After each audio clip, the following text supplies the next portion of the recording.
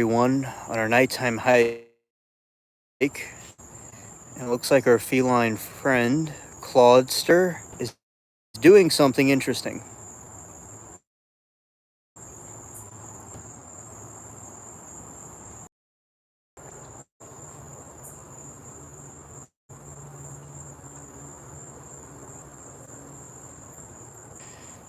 Something, or he is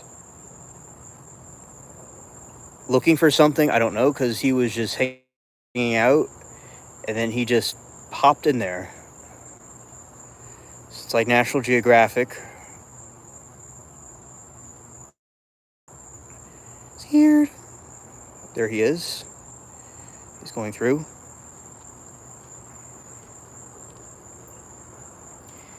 Yeah, and those are his stripes, and those are his leopard stripes. It's very exotic. Very exotic right here.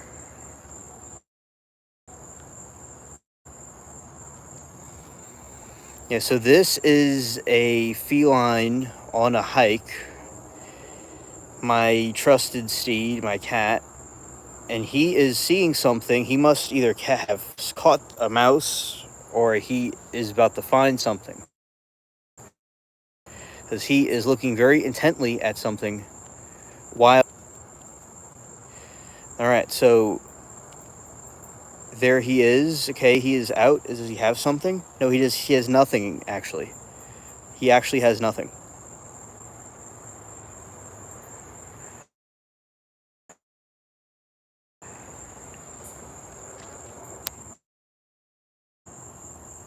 Goes and looks for something. This cat, maybe he found something. Okay. Back. Okay. But yeah, as I was saying before, he is looking for something in there. Yeah, because and it's either a mouse or something like that. Now we're going to see if he's going to continue doing it. Okay, he is now walking over this way.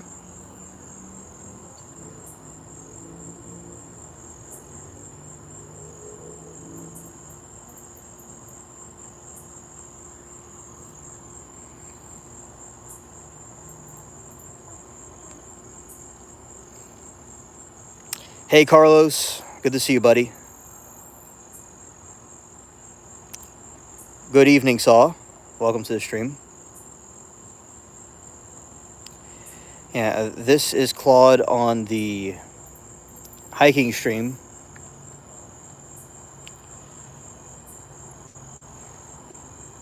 We are... Yeah, so the Claudster does seem to see something somewhere around here. But yeah, he likes to watch the yard. And before he just pounced into the bushes over here, but now he's just hanging out here, just smelling everything.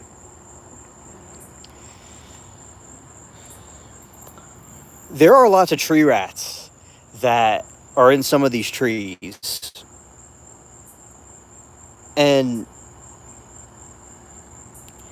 it is very hard. It's not hard, but sometimes you'd think it'd be difficult for some of these cats to try to get them up in the trees. But they can climb up there. Now, a lot of times they come down here. Or he catches them sometimes, they'll be off guard, like almost on the ground in the bushes, and he goes and gets them. And that is how the Claudster works. Yeah. Now, there actually isn't anything new about Alien Disclosure, what I thought there would be, because there's supposed to be some new files coming out, but we have not seen those files materialize yet.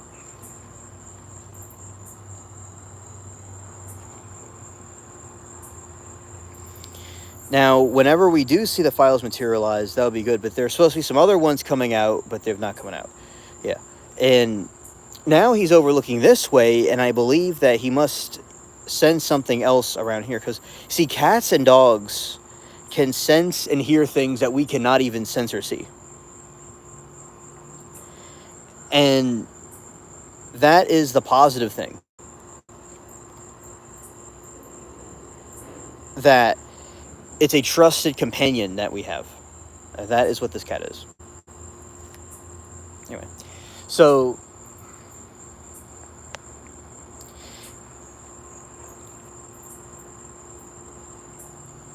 in my opinion, I believe cats have basically a radar system. You know, they have a radar system in place that they're able to see things and hear things that us humans may not see. Oh, Carlos, thank you for the super chat. And it's a nice sticker with lots of hippos. I love hippos. Those are so cool. Okay, so the thing with hippos, which is something that I like, you know, the hippos, some of them are in parts of South America that were introduced there in the 80s. And actually, Pablo Escobar was obsessed with hippos. He had them in his, like, you know, area. He put them there. And then they took over all of the South America, you know, parts of South America. And it would be a good environment for them down there. But yeah, they... oh, hype. Oh, thank you, Carlos, for the super chat for the hippo hype. Nice. Yeah, because hippos are so cool. They are kind of scary and intimidating, like, when you look at them, but they actually could seem pretty nice and sweet, and they're cute. They'll, like, you could throw a pumpkin in their mouth, and it'll eat it, or a watermelon, it'll eat it.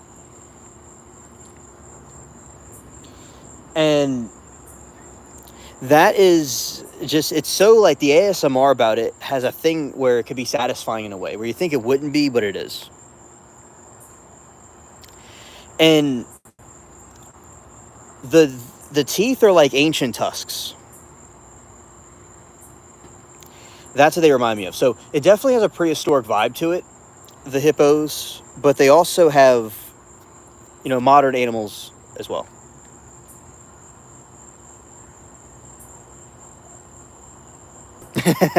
Yeah. Yeah, they eat watermelons and pumpkins, and they just put it in the mouth of the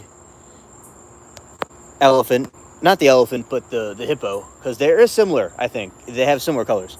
But yeah, and then when they bite onto it, that's when it gives off its, you know, the crunch, and they're very slow about it.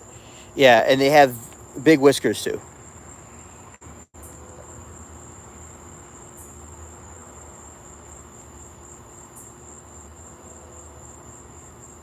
Thank you, Saul. Yeah, and that is what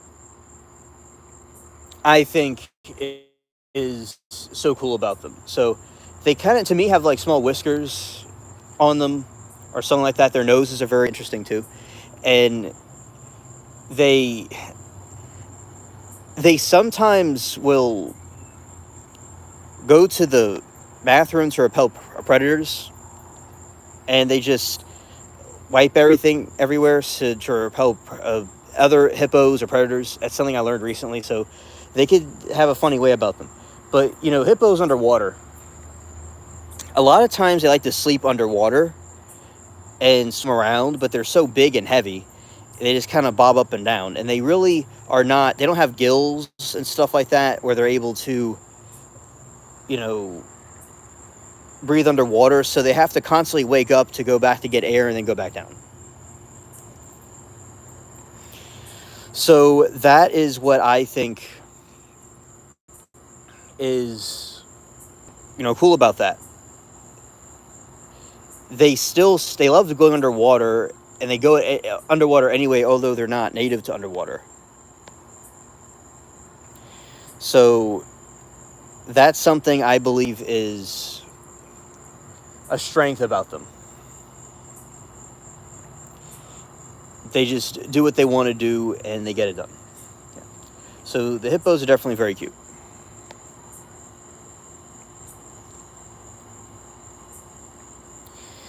You know,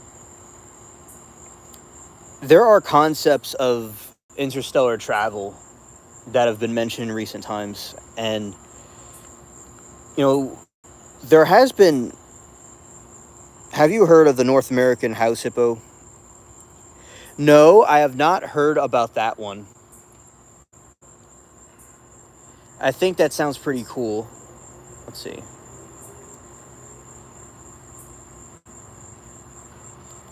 Let's see this right here.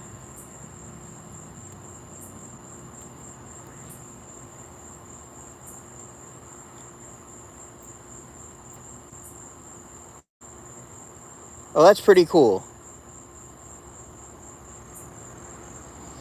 All right, so for those that, oh, okay, I'll check out the video. All right, the North American house hippo is it's a hamster-sized creature, and that sounds really cool. That I need to see the video about. Yeah, so I will certainly look at that. And look at Claude. He is cleaning his socks, and he has the cleanest socks on the planet. Yeah, and I believe comedy is found especially in nature.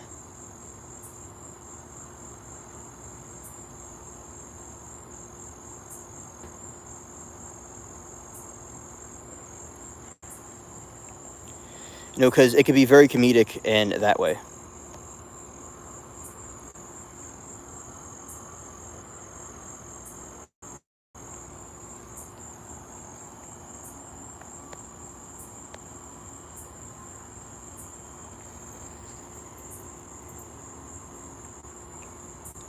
Yeah, I'm just noticing this about Claude is that his stripes on his arms are just extremely like a tiger.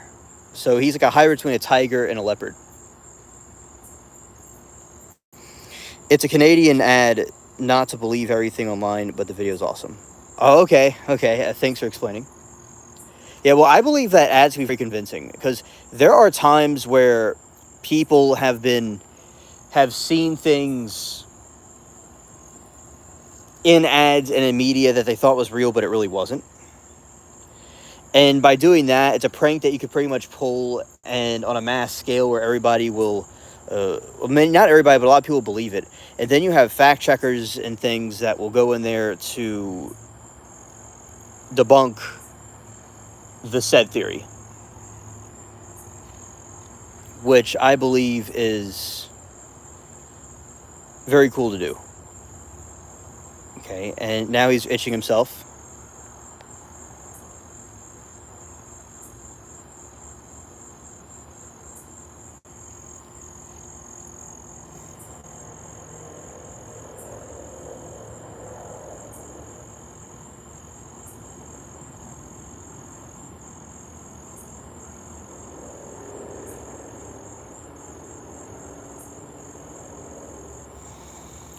Yeah, and sometimes there were ads that would occur. So back in the past, there used to be TV hackings that would happen, and when the TV hackings would happen, they were used to flash different weird messages across people's streams. Like people could be like in a hotel or a motel somewhere, and it'll flash across the screen, and it will be really cool when not really cool. It actually be pretty creepy, but it's cool that it could have a technology be advanced to do that. I never really heard of that, but of course, I didn't see it myself. But like someone could be in a hotel somewhere, and somebody could take a local station and hack into it, and they could put up their weird messages and things like that. Because sometimes people would do pranks or messages, and they're been decoded, and some people don't really know exactly what they were or what they weren't. So that is something fascinating. Has anybody ever had a TV hacking where they're watching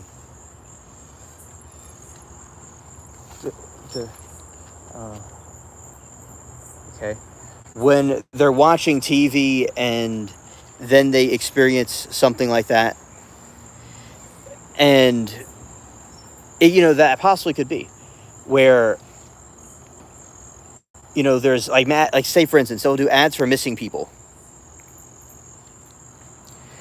and when they do the ads for missing people, they will flash that across the screen, and they will see that instead. Oh, you saw examples on YouTube. Okay.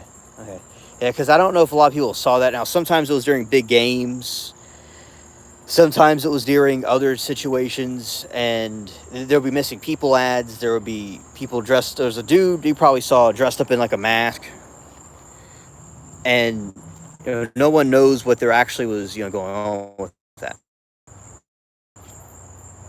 Yeah, that was something back before they had like digital stuff. When people used those type of TVs more, hackings occurred, and broadcast hackings occurred there.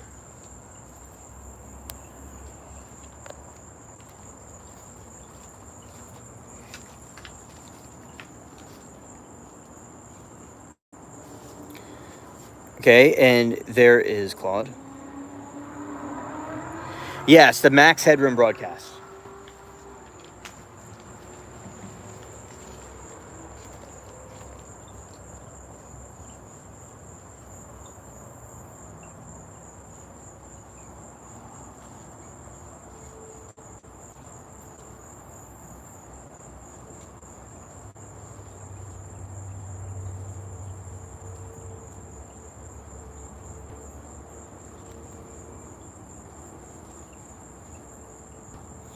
Yeah, and that is the one I'm referring to, and I'm going to explain that for y'all. And so it was on November 22, 1987. Two television stations based in Chicago were hijacked for 2 hours apart from one another by unidentified perpetrators. Both hijackings briefly sent private broadcasts at unidentified persons wearing a Max Headroom mask.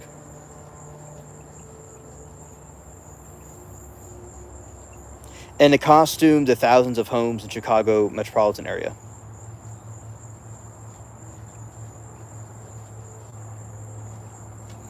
That's it right there. That's the image. And yeah, that was going on a screen, and no one really knows what they were trying to do or what it meant. And there's many examples of that happening throughout time. And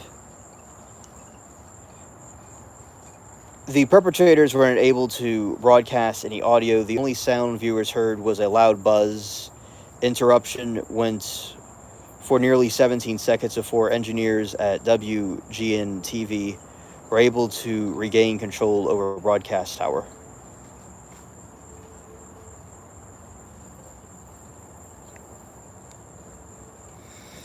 And Carlos said maybe they had a stronger transmitter on the same frequency than the TV station. Yeah, exactly. And they had their technology there, and they knew like what they were doing. And by doing that, who knows what they did, but they're able to promote the signal.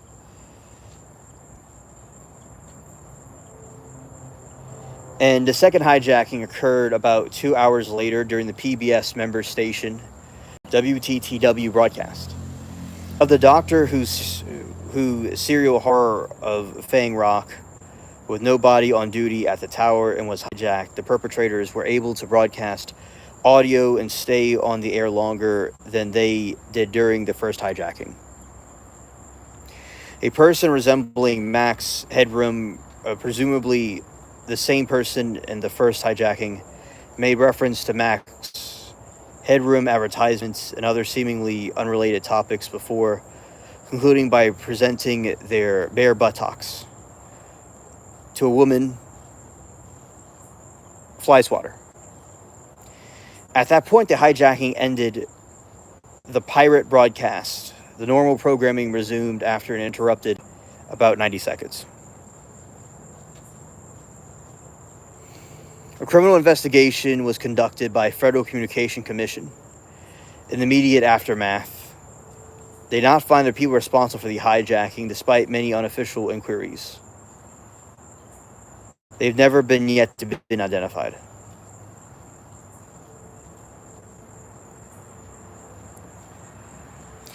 and explaining about how these hijackings would hypothetically occur.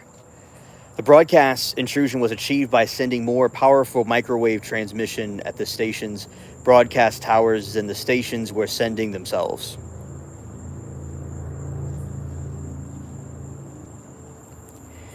And Carlos said, like, ran from inside a van and they got away with it. Yes. Yes, that is a very good example because they'll go and use a transmission from a van. We've seen things like that in, like in Scream. They had a van, or in War of the Worlds, they'll have like a news people group in a van. So that's a way they would have done it back in those days. A very good call right there.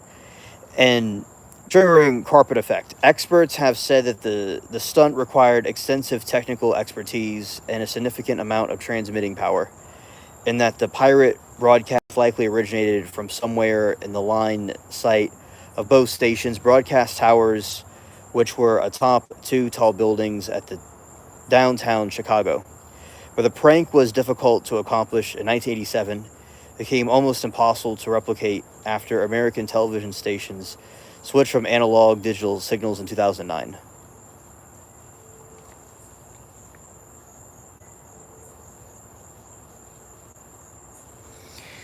Thank you, Grace. This is a table, a trippy table, and this is from a friend that passed away. He was an older man, long time, so he gave it to us. It's very trippy. And that's the Claude, and he's enjoying the story time.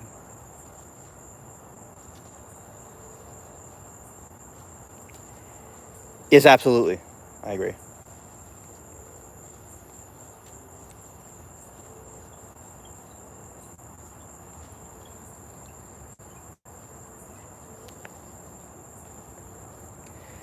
Though the incident was only briefly caught on the attention of the general public, it has overly subtly referred to the variety of media over the ensuing decade, with the motherboard claiming that it had been influenced by the cyberpunk hacking trope. The first reference came soon after the initial events when WMAQ TV, another Chicago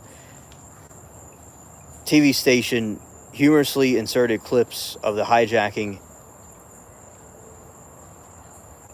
into a newscast during Mark Garcio's sports highlights.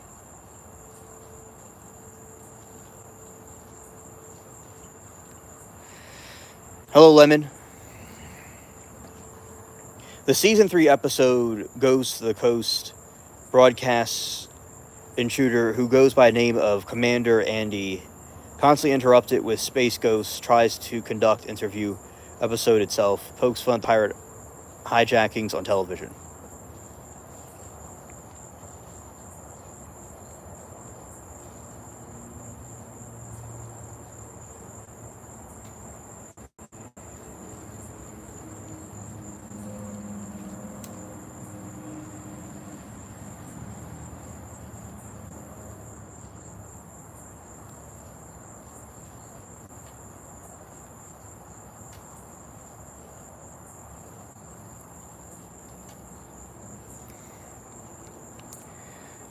Carlos says Van Erich perking is a pretty trope. Supposedly works with the emissions from a closed HDMI cable, probably a phone screens with the right receiver.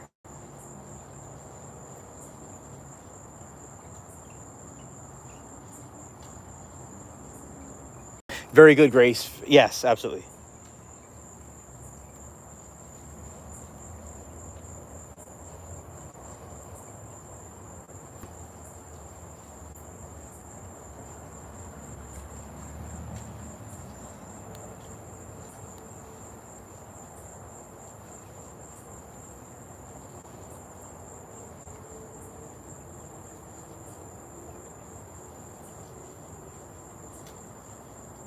Yeah, autocorrect is evil. Okay? Spell check autocorrect is evil. It is evil, and it's the wicked villain. It's the wicked witch of the West on steroids. It's the diabolical villain Illuminati. It's really a Timu cart, but it thinks that it's driving a Bugatti. But all it does is crash and burn because it was just a Timu cart.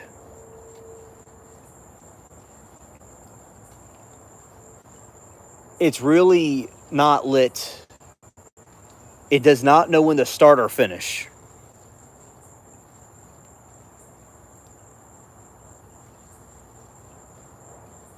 Yes, it's the alien guardian feline. That's true.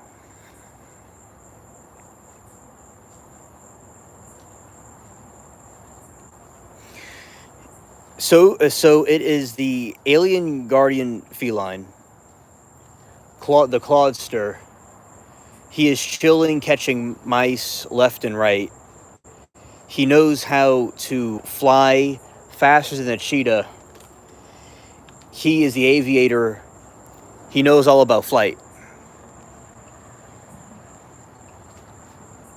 He sits and he chills and he's gravitational. I think that he's a planet. He's the brightest star, sensational.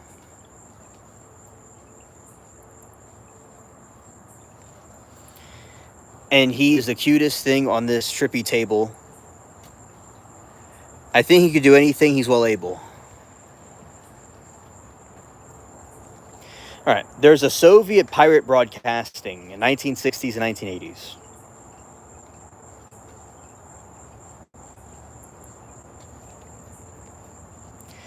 Okay, the broadcasting signal intrusions were a common practice in the Soviet Union during the 1970s and 80s due to the absence of high demand for any non-government broadcasting.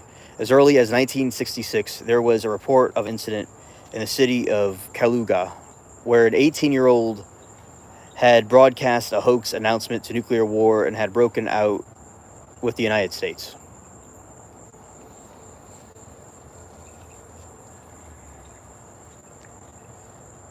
In the mid 1970s, so many pirates were operating around the city of Arkhangelsk, especially at night, and that local people were urged to telephone reports of violators, in special numbers.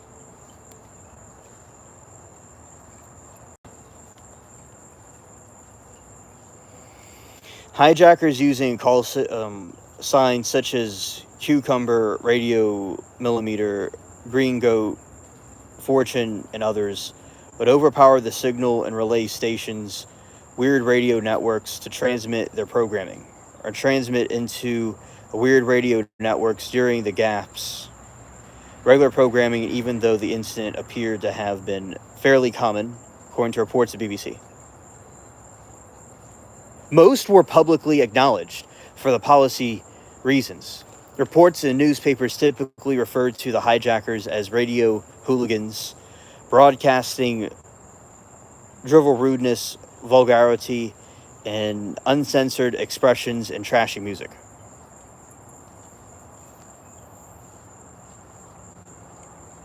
State organizations also spread. Oh, thank you, Carlos, for the super chat. Appreciate it. Claiming that they had inferred to the state frequency used by Aeroflot, preventing a doctor and air ambulance from transmitting information about a patient.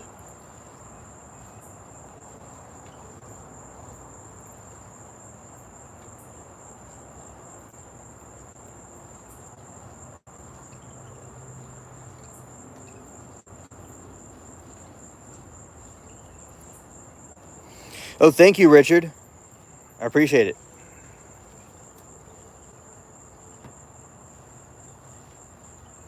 Their first super chat and a live stream. Awesome. Awesome.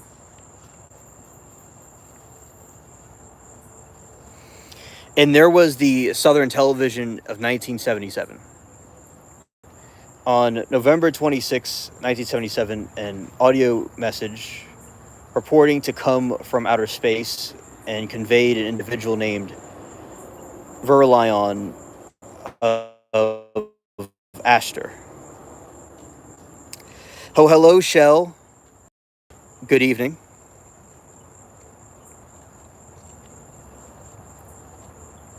Yeah, we are having a hiking hangout with Claudster, and he was looking earlier for something. We didn't find it, but he was definitely looking at some mouse or something earlier. In November, they had audio messages purporting that from outer space, named of the Galactic Ashtar Galactic Command, was broadcasting during the ITN news bulletin on the Southern Television of the United Kingdom.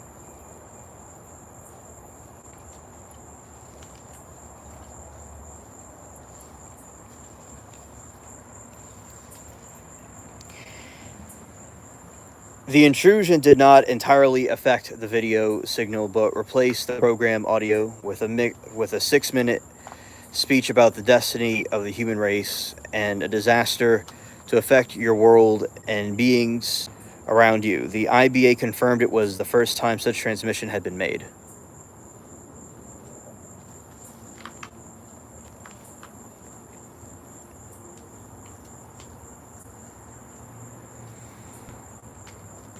There was the Telewizja TV Solidarity 1985. These are about the TV hijackings that occurred, and it's pretty wild what occurred. All right. In September 1985, 4 astronomers at Poland's University used the ZX Spectrum home computer synchronizing circuit and a transmitter to superimpose messages in support of the labor movement. And some of the state on television use the messages: enough price increase, it is a duty to boycott the election. So they use it for political messages. Nowadays with social media, people can do this with making videos or posts about political things. It looks like back in this time, they would go and do political things like that through hijacking television.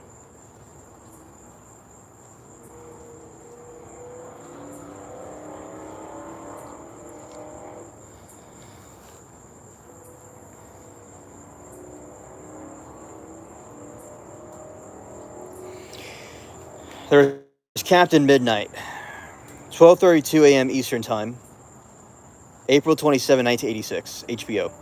Had satellite signal feed from its operations center on Long Island,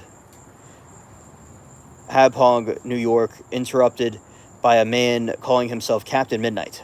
The interruption occurred during the presentation of the Falcon Snowman. Intrusion lasted between 4 to 5 minutes and was seeing viewers along the East Coast. Man who was doing the interruption also threatened to hijack Signal's showtime. Motive channel was identified as John R. McDougall of Olathe, Florida. He was prosecuted shortly thereafter. Authorities were tipped off by the man in Wisconsin. It's another Wisconsin person. We're watching trials about Wisconsin. We're watching the Ezra trial. So we have even more instances of the trial right there. You know, the phone booth rest area, Interstate 75 in Gainesville, Florida. The man filing the report said the overhead McDougall, bragging about the incident.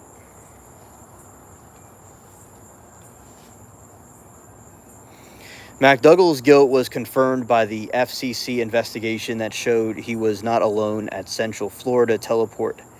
At the time of the incident, recorded jamming video showed that the text was created by a character generator of the location without any licensing. McDougall pleaded guilty and was fined $5,000 and served a year of probation.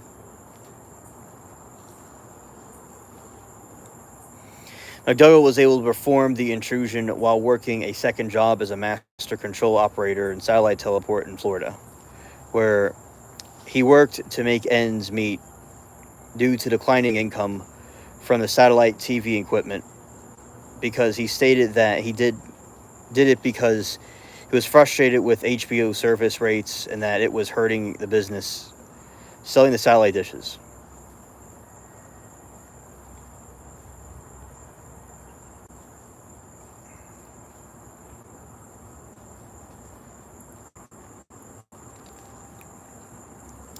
So this was like the ultimate way of trolling back in these times. You know, they were able to go and try to tell people to look up these things, etc., on these streaming things, which was the TVs of the back in the day. So that's how people promoted their messages and whatnot.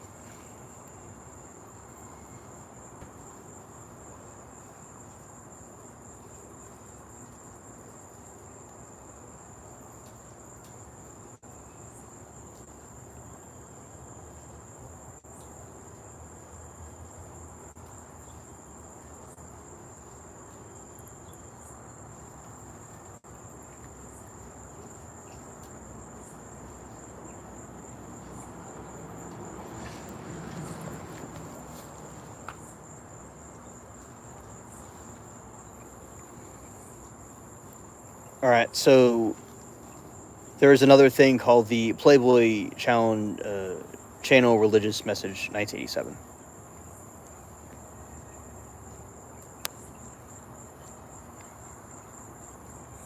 The broadcast of the movie Three Daughters on the Playboy Channel was disrupted with a text-only religious message on Sunday, September 6, 1987. Message read, "Thus saith the Lord, that God remember the Sabbath and keep the holy, repent of the kingdom of heavens is at hand." Thomas Hein, the employee of the Christian Broadcasting Channel, was convicted of satellite piracy connected with the incident.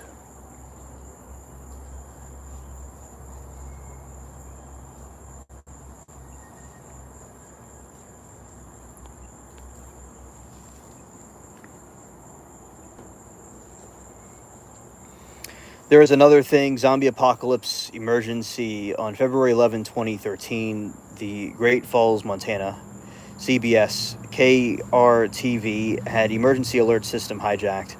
Auto message warning viewers that the bodies of the deleted were rising from their graves and that were attacking. Oh, I will, Carlos. Thank you. Thank you. Graves and attacking. Later the same night, in Michigan, the early morning hours, Wisconsin, the same type of hijacking referred to zombie invasion were made in the system of CBS affiliate WKBT-DT during perimeter programming. Shortly afterward, PBS affiliate New Mexico was struck with a similar hijacking incident.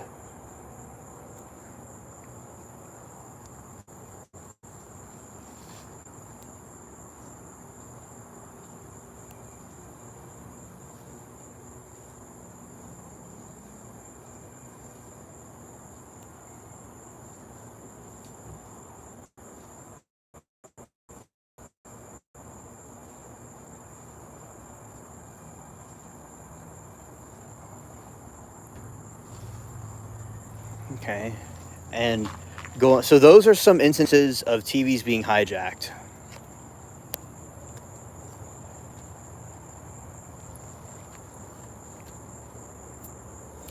Right, and here is the Claudster, and he is looking at something intently. Because sometimes, like, they will look at these voids. You know, they'll look deep into them, and you know, they hear or see something, or they just might be in deep thought about their next meal. Yeah, and let's go over here.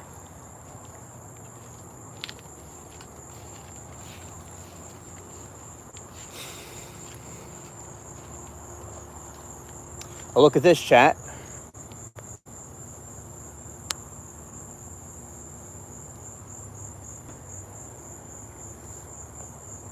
Oh, let's get it in a better position.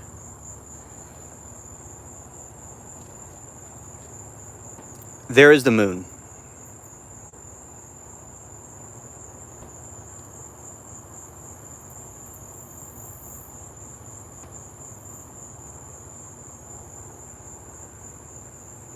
That's a very iconic scene, chat. That's the full moon rising amongst the cypress trees.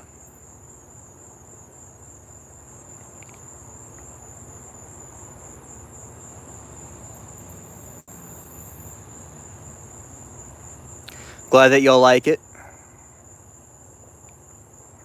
Ahoy, Mark. It's been about a minute since we've seen you.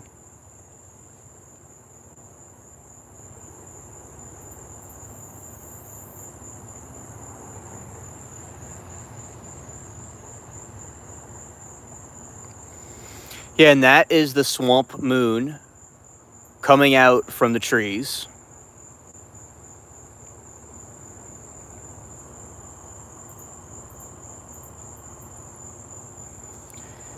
That is very cool.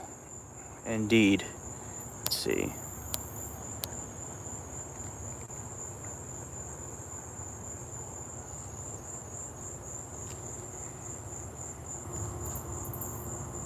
Oh, glad Geralt is good. That's good to know. Okay.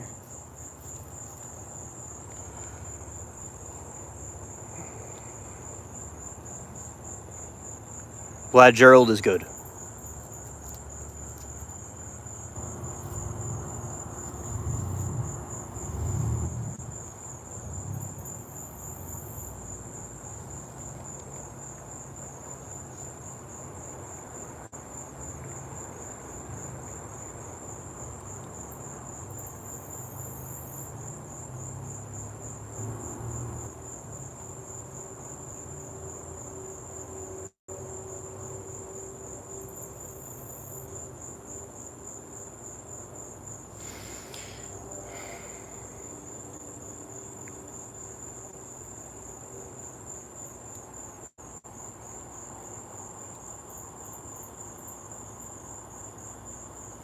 Yeah, he is one of the greatest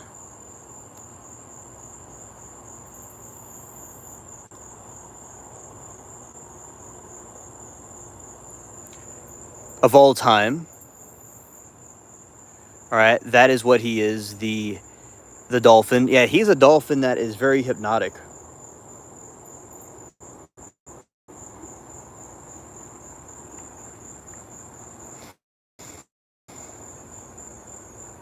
Now, during the spooky moon, we'll talk about some spooky things. This way. Okay. Get my footing right, because it's very wet because it's been raining all day.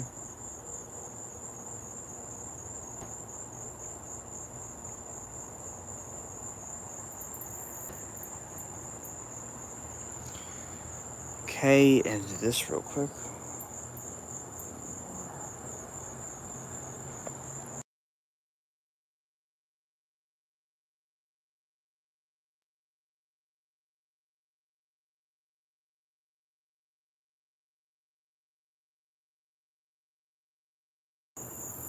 All right. I am back.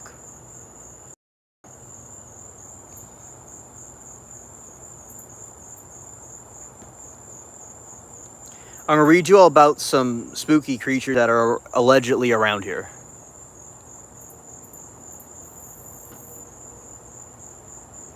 Alright, so the Rougarou, which is the most famous creature in the lore, is a terrifying shape-shifting werewolf-like beast that prowls the swamps and cane fields, and according to the tradition, the curse was passed down from person to person. It can strike religious people that break the rules.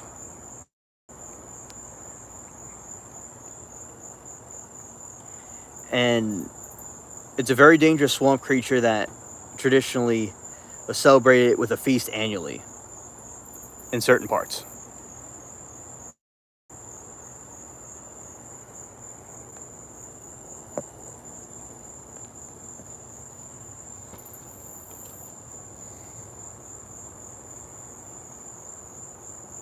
There's the faux fillet.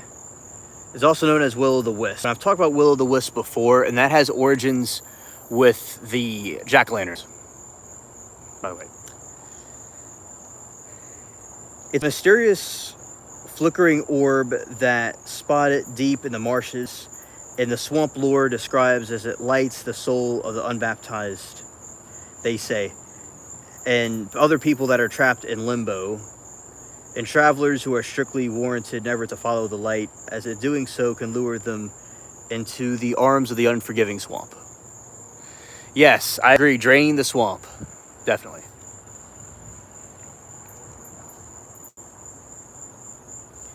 There's the Liche, blend of different cultures. Is a 7-foot tall, aggressive swamp monsters. The legend tells of the abandoned or illegitimate that are raised by alligators. Known for the foul stench, they lure remote, restricted parts of the bayous and swamps, sometimes scratching the bottom, passing boats, and upset travelers.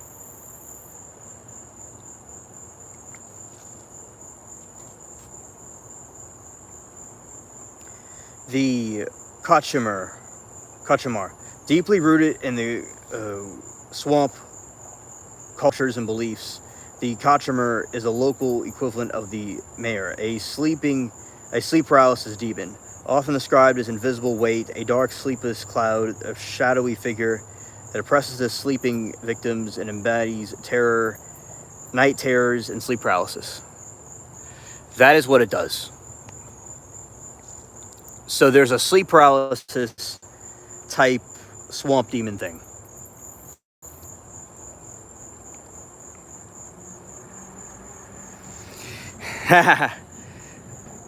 Mark says, I saw the light. It was a policeman's torch and I ran away. Right.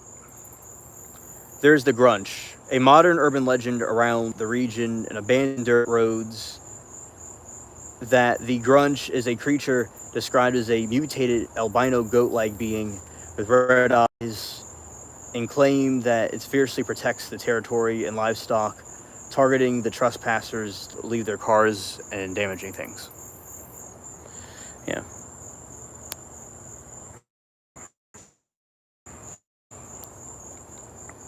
So those are some spooky swamp stories, alleged cryptids that exist in this swampy region.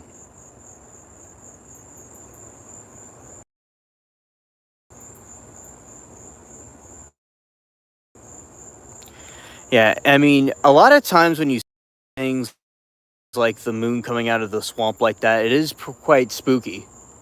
You know, like you don't know what could actually be lurking in the shadows. That's why, because there are lots of things out there that we don't understand, and when something's dark, the reason why people are afraid of the dark is because you don't know what's in there, right? So that is one of the reasons why it's like that.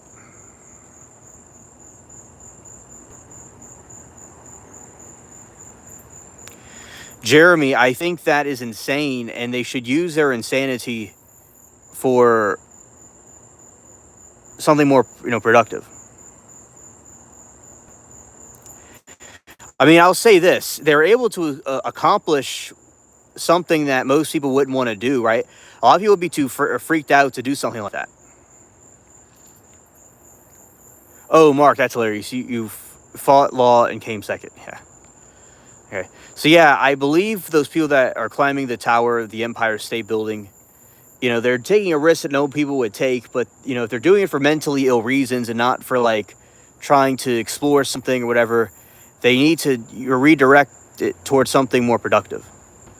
But yeah, I think it's a wild story, definitely.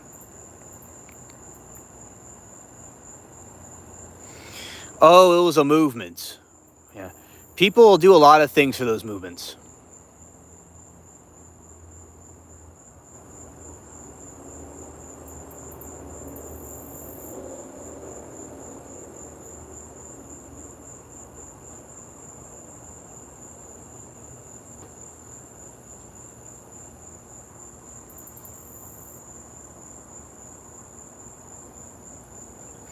And yeah, I mean, some people, will do many things and protest for that. But yeah, I think it's crazy. People do all kinds of insane things.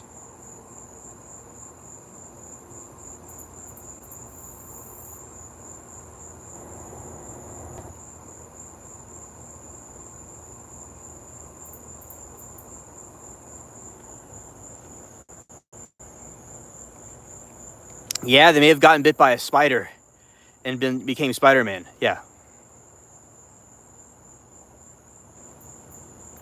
it absolutely might be the reason.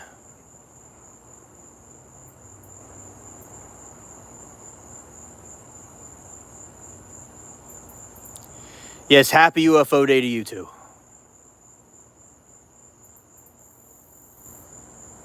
Now there are definitely UFOs out there. You know, like people don't understand. Like there are so many UFOs and UAPs and orbs and things that are out there. It's not even funny. A lot of people are not even looking up. A lot of people are just stuck in the matrix to really realize what's really going on.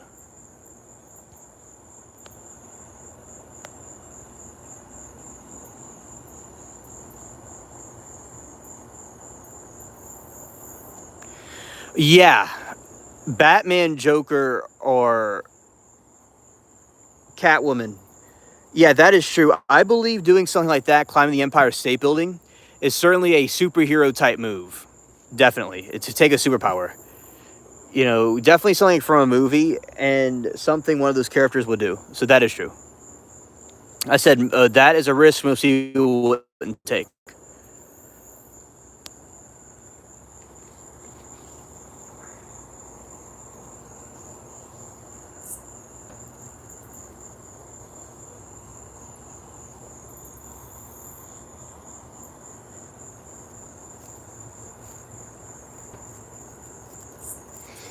Oh, you saw one. Okay, tell me about the UFO that you saw. Yeah, but I think that the Joker and Batman, Catwoman, all those have different subliminal messages and lessons to learn from all of them.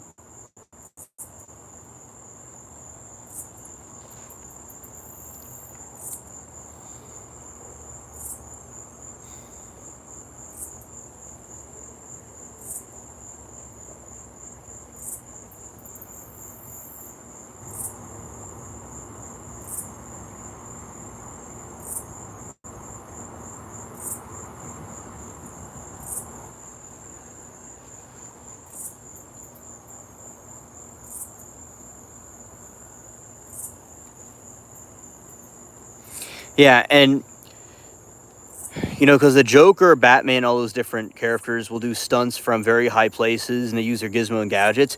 In a way, a person that's able to go climb the Empire State Building like that, it has more skills than they do because they had a lot of equipment to get up there. But, you know, with great power comes great responsibility.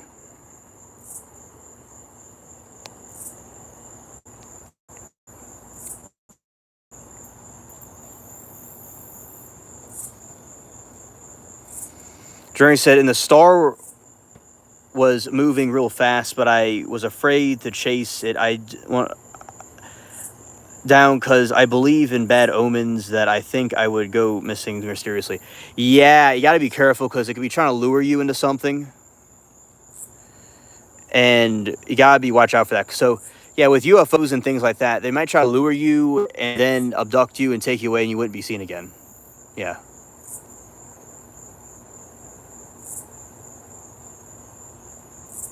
that is true. The female spiders do that.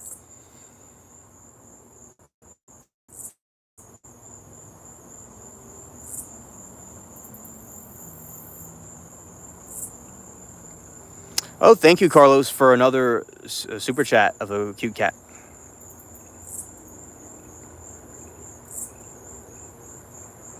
Oh, many people apparently gone missing because of the aliens. And there's so many people that have had experiences with aliens. For instance, some people claim to have babies with them. So the way the hybrids work is that they would take their DNA, strap them to a table, and put it with their DNA and create a hybrid creature. That's probably how it worked the entire time, especially like biblically speaking. They talk about the Nephilims, but probably it was those aliens and they mixed their DNA with our DNA and created those giants. Yeah, they'll bite the head off. There's something cool right here is that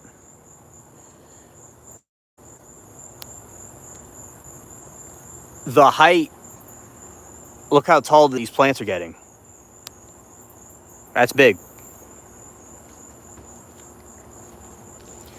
You see, that would be the size of some Nephilim people would be that tall. You know, back in the ancient times. And maybe some parts of the world now. Yeah. They're way up there. It's a nice, it's a big height.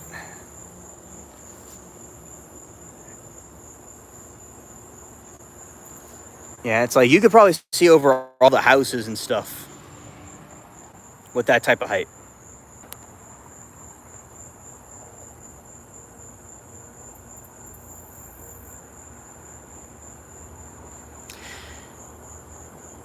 It is not weed.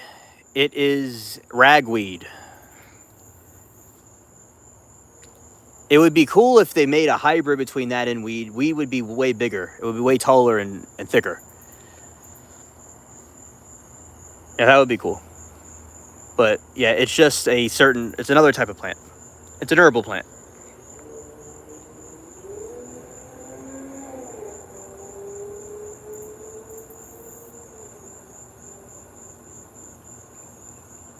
Yes, that is true. Yes.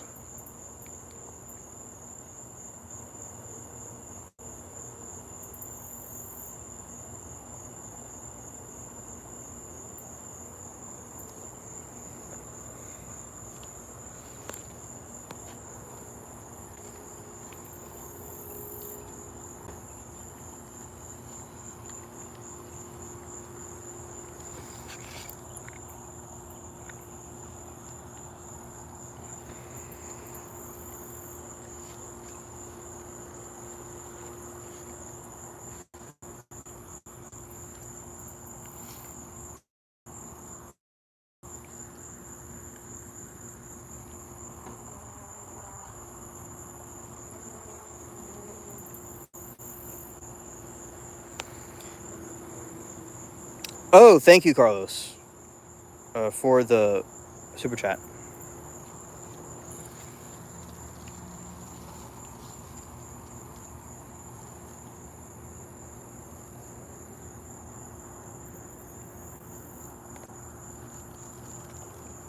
See, that's an okra right there. Nice and big.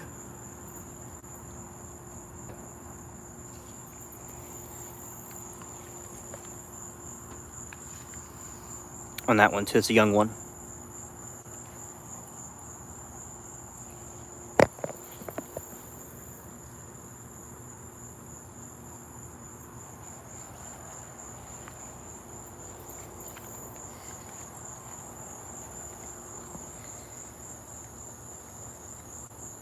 All right, and Merry Half Christmas. Okay.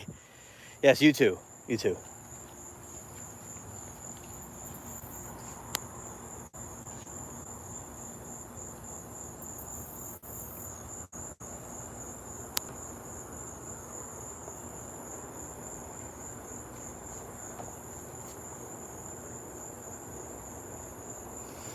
Do you believe hippies use a plant as medicine for mortal and pestle, or is it a witch thing? Because I found them both the same.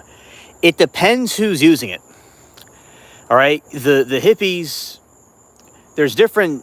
Of course, there's different types of hippies, and they have different philosophy. You know, they all. It's like an umbrella, and there's many different types of them. So, generally speaking, the hippies probably used it for enlightenment, to chill out. It probably is a medicine. And some people that probably wouldn't be hippies, or if they fell under the hippie umbrella, they had other types of spiritualism. They would have used it for um, witch purposes, witchcraft purposes, or a higher power. And I think the idea, really, from my observation of it, is that they used it to achieve some sort of enlightenment, and that would be what you're talking about with the witch thing. Not the hippies, but some other groups probably would use it. I would say tobacco itself was originally a witch, more like that, too, because the tobacco leaves were smoked in larger quantities by the natives, and it was to the point where they would hallucinate because the tobacco caused them to hallucinate.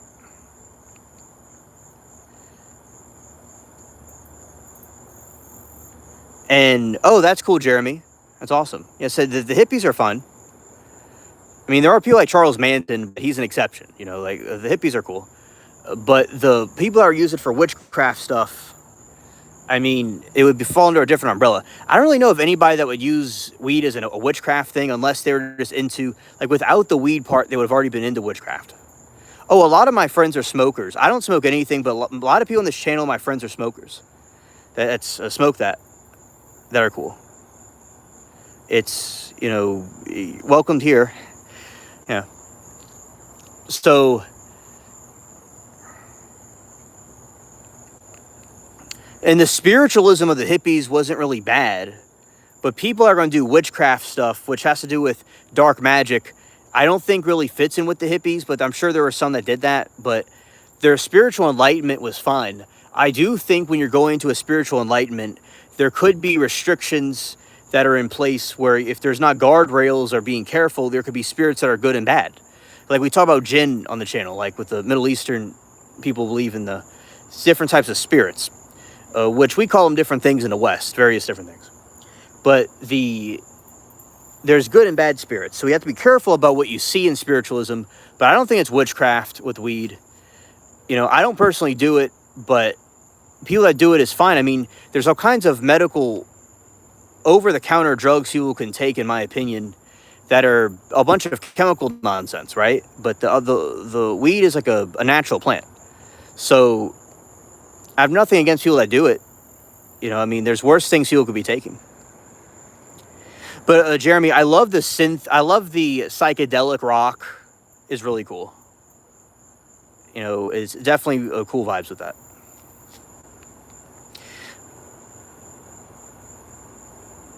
All right, Carlos said, a friend's mom made Christmas melody to smoke once. LMAO actually tasted like Christmas. Oh, nice. That's very cool.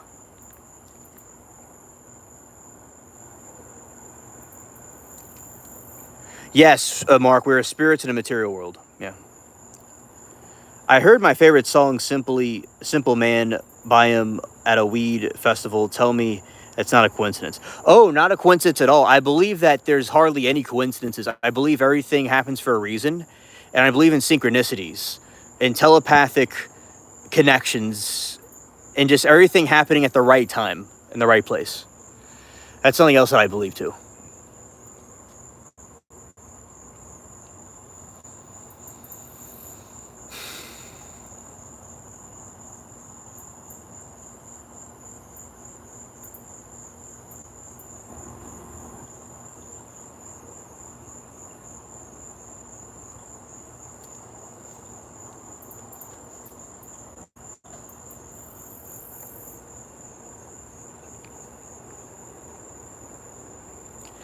Yeah, and this moon is going to go all the way. It's going to go all the way across the sky.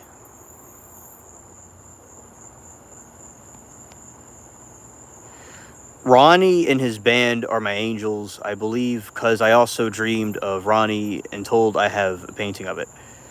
Oh, cool. And as I said, I believe that those things are real, and I believe, those certain drugs and things could enhance these types of spiritual experiences and connections.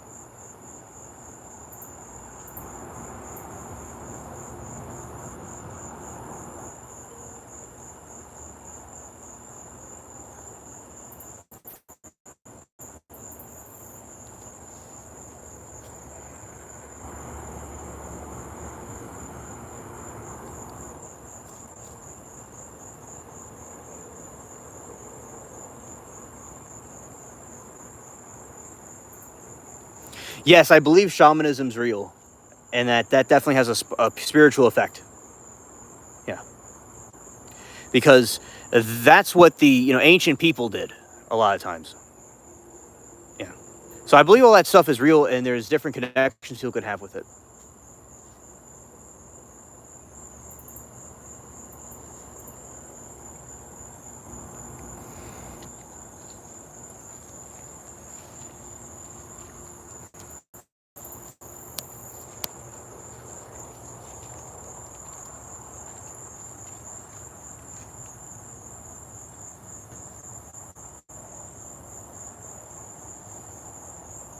Dude, can I please share to show you what's social media?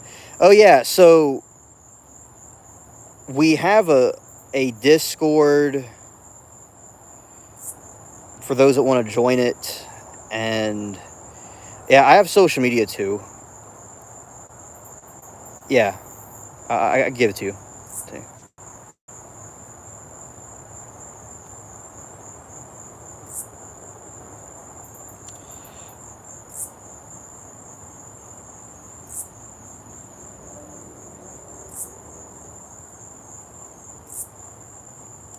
All right, so on IG, if you have that, Jeremy, I am Hans underscore alien underscore is underscore cool. We also have a Discord too if you want to join it.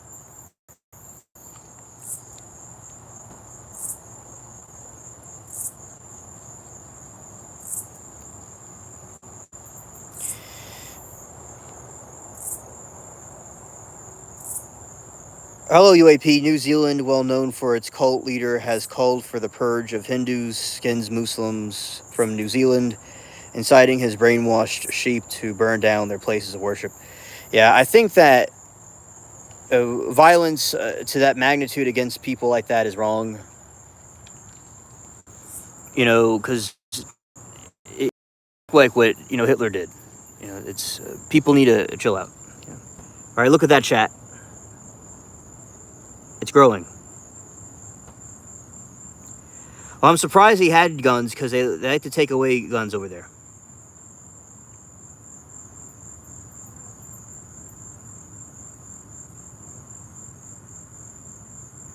Difficult to line up.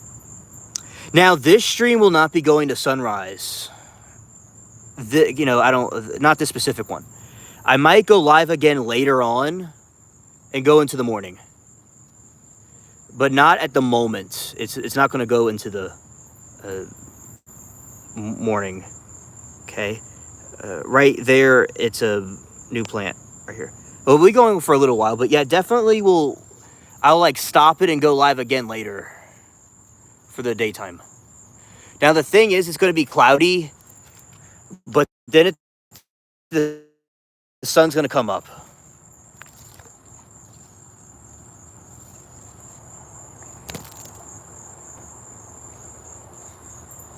So around 8 o'clock, the sun will be up. But definitely, you'll have a day. You'll do you could do the shrooms and see the sunrise. Definitely, it'll be very trippy.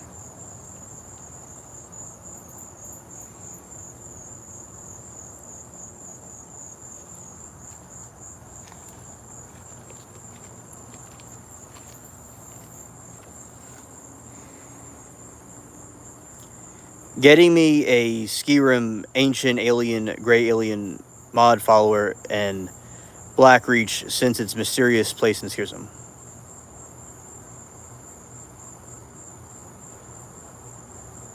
Oh, Carlos, good idea.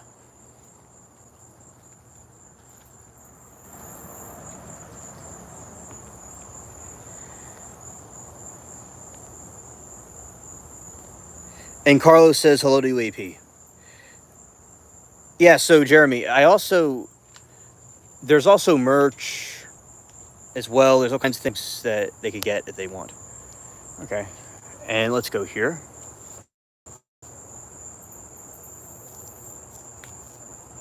A fascinating video of the moon peeking through the swamp.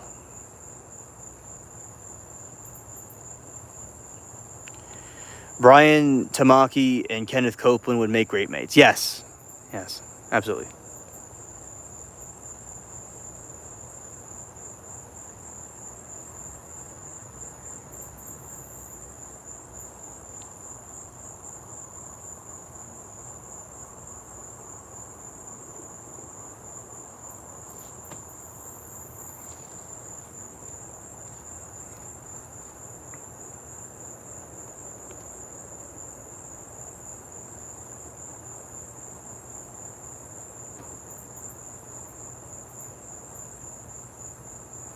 The trials are going good, and the dude was found guilty, and he's getting life with parole. When he's 81, he could apply for parole.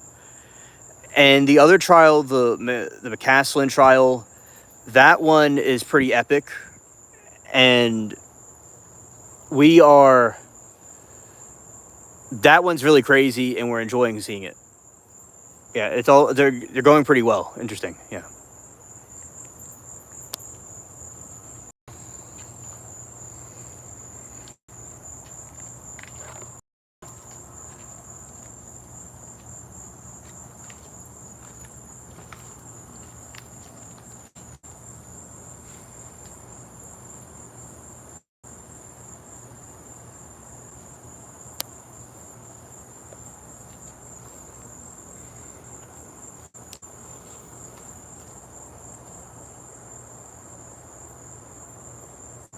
You had a feeling it was gonna be a guilty verdict. Yeah.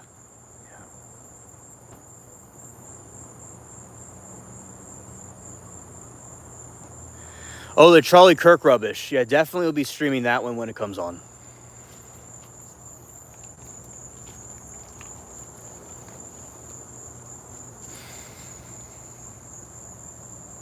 Yeah, definitely a rabbit hole, indeed. Yeah, because there's conspiracies about who deleted Charlie Kirk, who really did it. There's all kinds of conspiracy theories about it.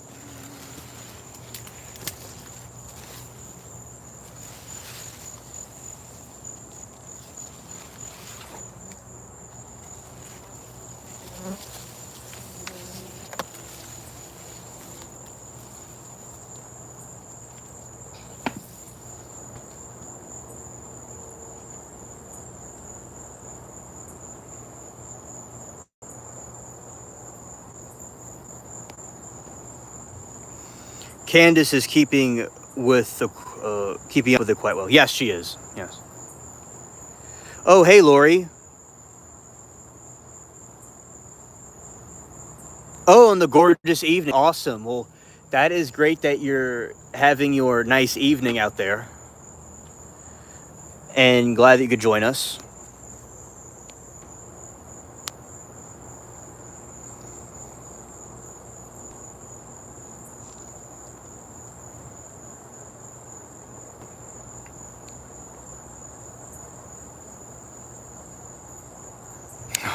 Scared.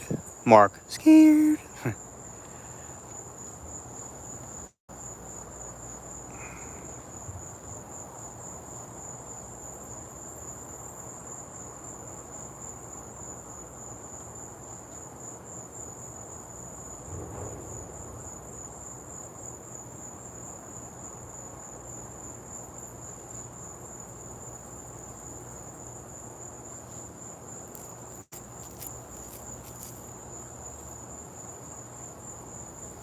Yeah, so that is the ambient moon going through the swamps.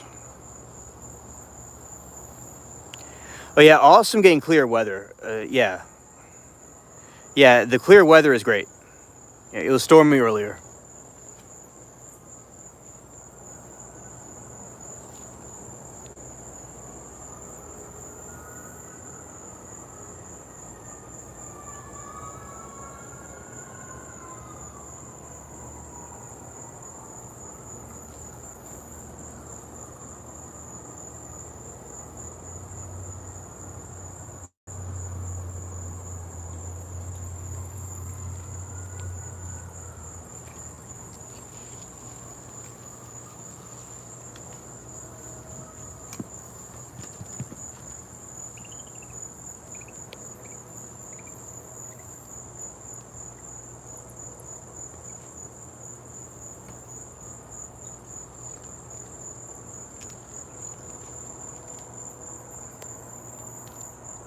Yeah, I got some stars over there.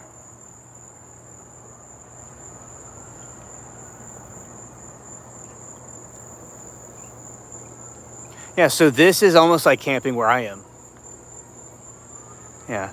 Because there's going to be Bigfoot and those other type of creatures to be looking out for at the same time.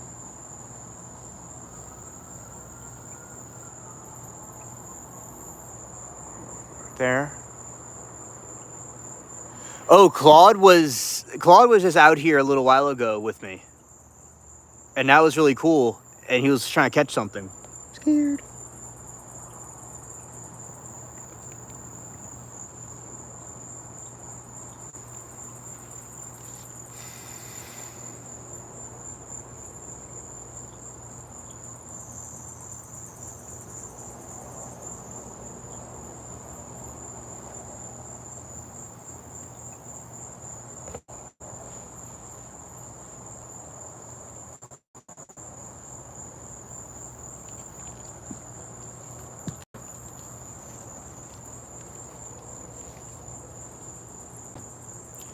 Okay, here's something in here. Definitely, there is a Temu lurking within. Let's go. Dragonfly right there.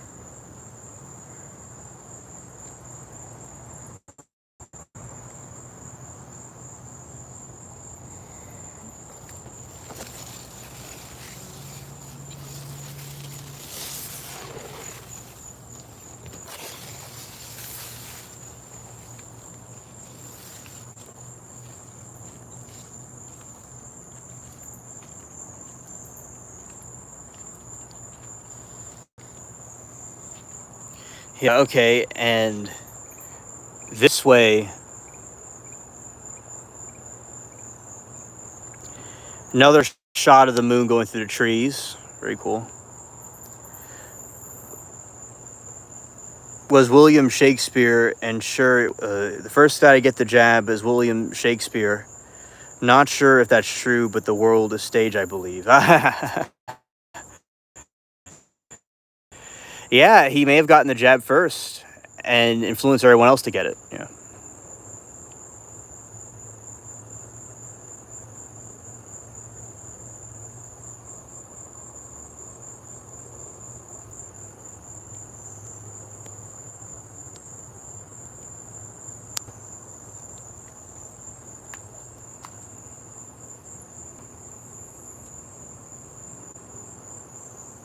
What on earth is this thing?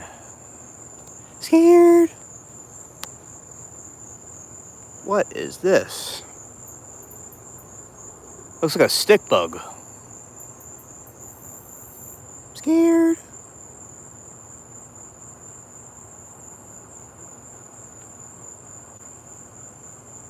Something we don't see every day.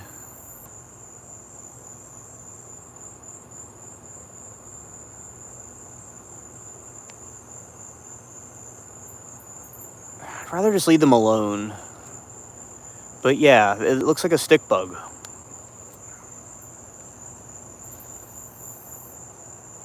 Oh, thank you, Carlos. Absolutely, for the super chat.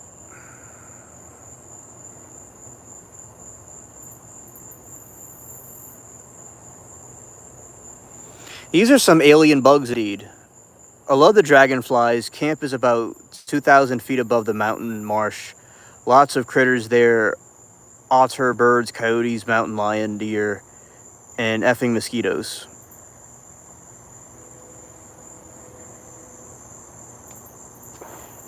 That is true, Mark. Yeah, exactly. As I said, I think it's a... I'm not going to poke them because I'm just going to let them do what they're doing, but I don't really know. I assume it's a stick bug. I don't... It's either a stick bug or something else.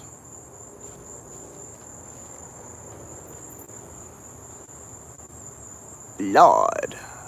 Scared.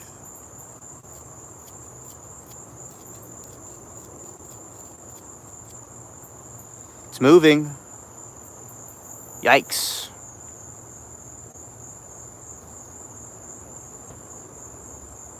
That's some big antennas. Wow. This is like a jungle. All the creepy crawlers. It almost looks like a crawfish. But they don't go in trees.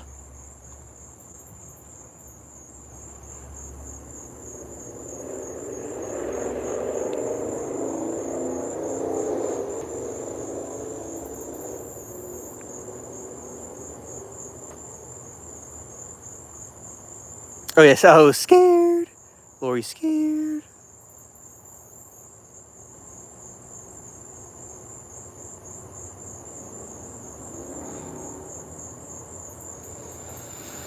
Mark, that is true.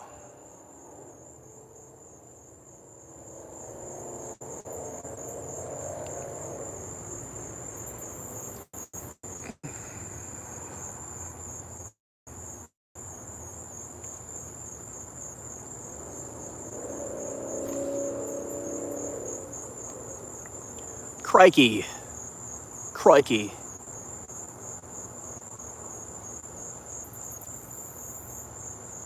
Yes, it's one with the garden.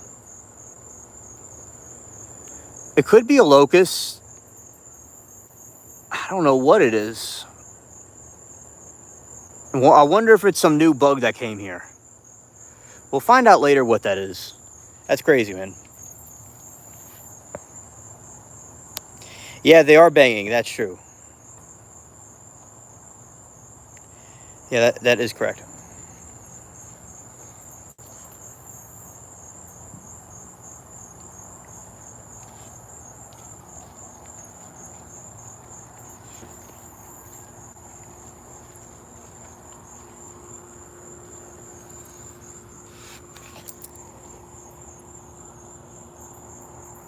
It's okra right there.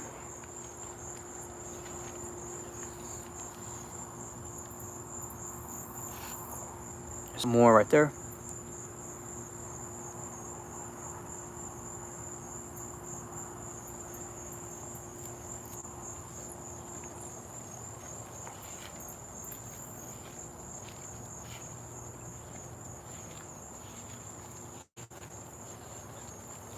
Yeah, the light was awkward. I was crashing their party. Yep.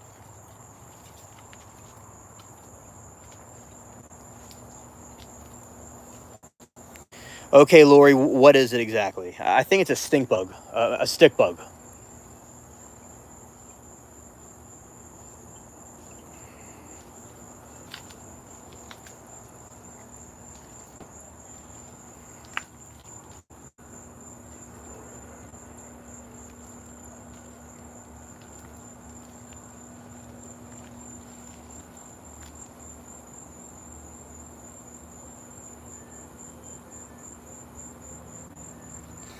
Northern two-striped walking sticks and copa. Ah, okay, okay, yeah. And that's Bubbles right there.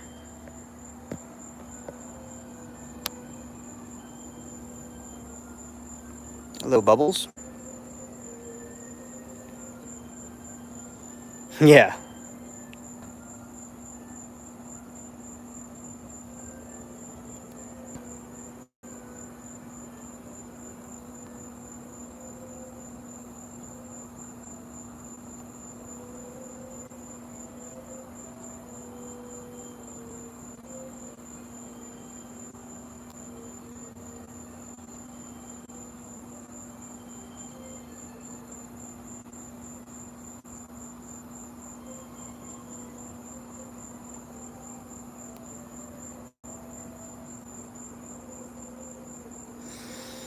Oh, and Lori, over this area is where I used to walk here. This is the, I would tell Shell I was in the cement part, and this is the cement part where I would walk. And I used to chat with you, Lori, and the other chats in SNS around here. And that's pretty cool. And this is kind of the other garden. See if there's anything. Look at this right here. That is mint right there. That's mint. It's got some mint right there.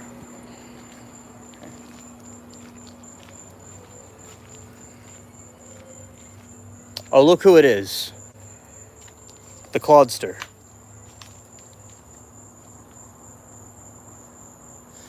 Oh, yeah, it is very cool. Yeah.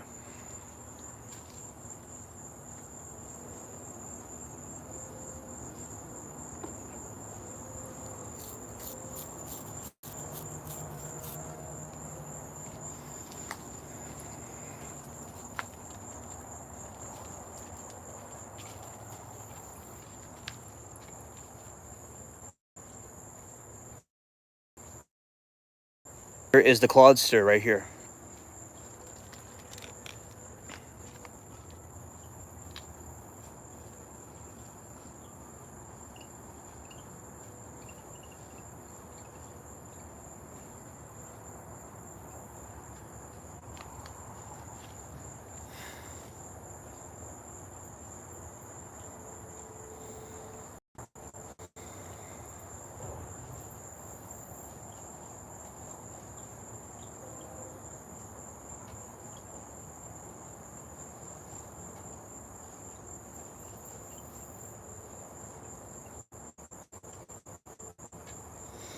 Yeah, he is a happy cat indeed. He likes to sit here and chill with us.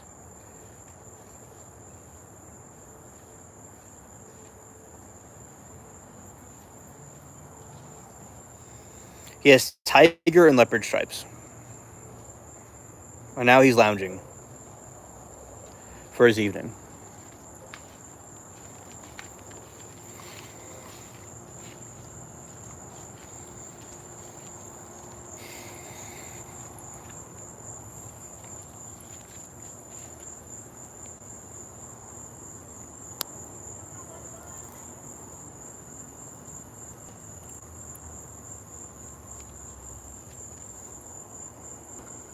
And the moon is much higher now than it was before.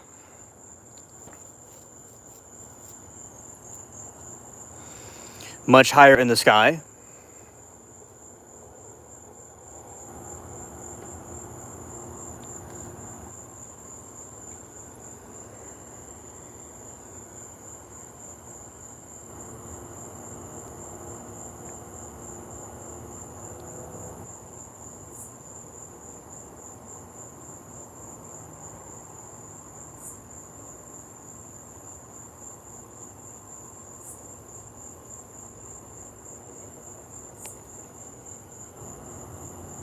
Okay, and yeah, I mean, also, Lori, we were talking earlier about different creatures in the swamp that apparently exist. Scared. Different cryptids and stuff.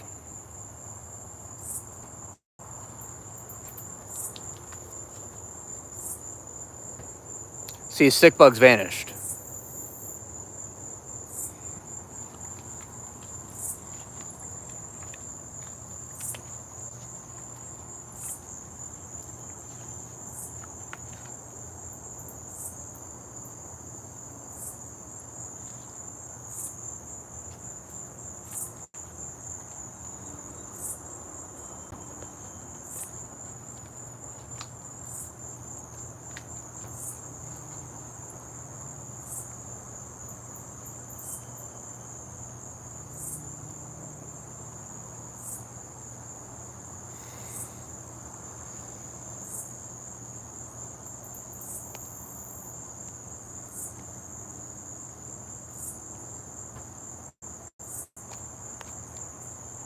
There is like some meat that apparently is fake meat that some fast food places might be selling.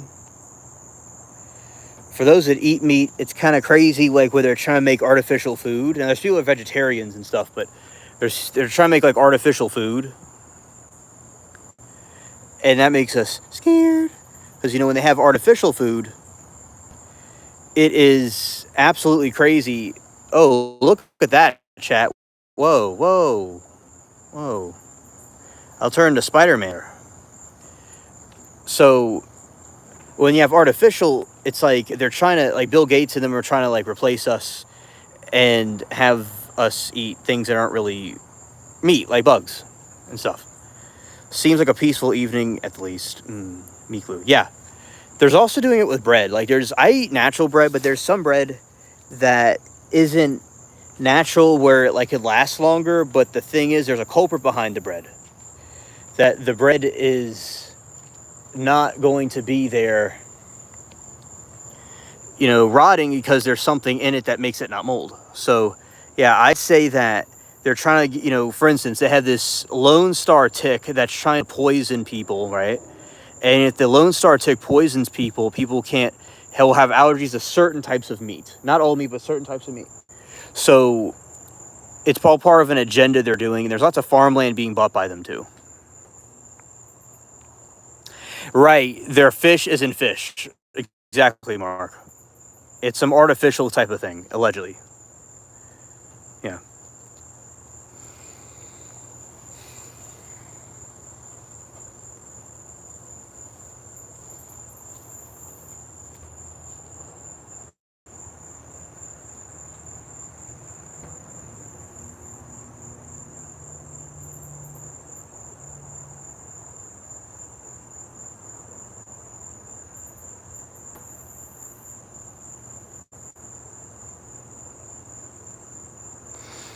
Flour, yeast, salt, any more than that isn't necessary. Yeah, well, I agree.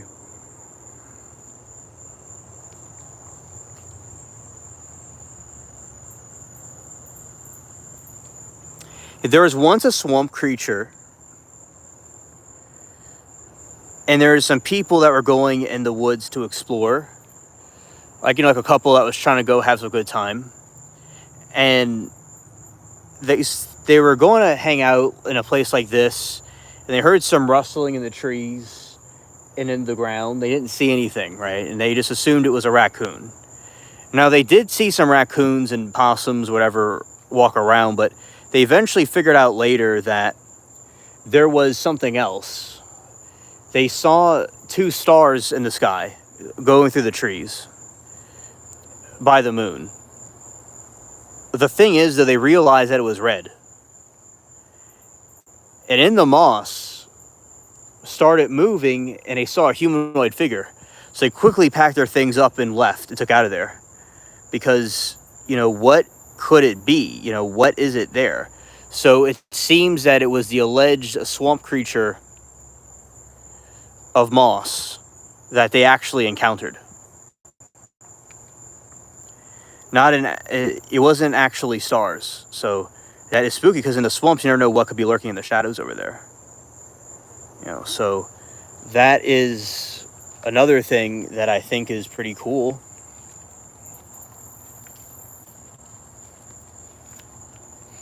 But it's also scary at the same time, because you never know, what could be there, what cannot be there.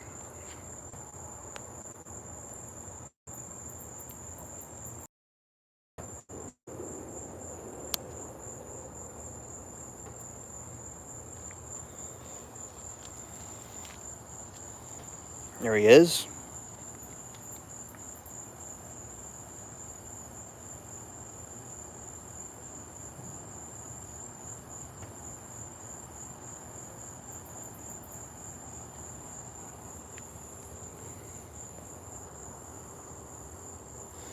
All the morning dew are on the elephant ear plants.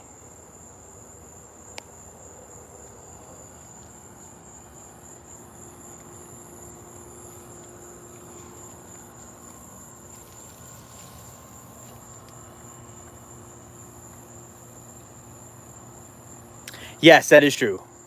That is true.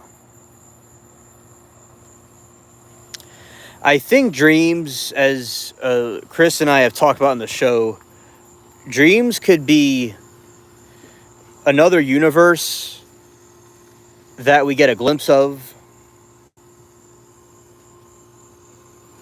But they also could be omens of the future or the past.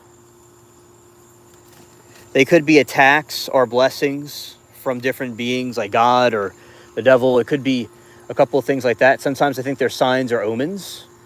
They could be deceptions. They could be our mind exploring different ideas and stuff as we slumber.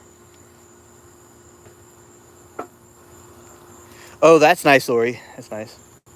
So that's what I think dreams are about. And, you could have a dream, like, for instance, I had a dream the other night.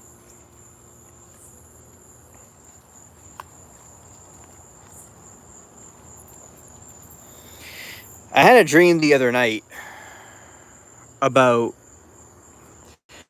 being in this gigantic place, like a farm. And I'm kind of like, we don't really have a farm here, just a farm of cats. And I was like, whatever. And then what occurred was I saw more of the farm. It was all these white farm animals, right? And I just was going around this big place and started to change, and they started to morph into a museum, and all the animals turned into these museum sculptures. And I'm like, they can't just do that, I guess. And it was trying to keep out somebody. So I was boarding the place up, and then I'm just like, what could possibly be going on here? And it's kind of like similar to Poole's Mermaid, the Poole's rooms that she does. And that's what Dream was a lot like. And we went, I went through there, and I felt like I was going to a deeper sleep, into a deeper dream. And I just was really, didn't want to go into it. So it was time for me to wake up, and I woke up. So yeah, that's what I think what dreams are about. It could be, things our mind is thinking about.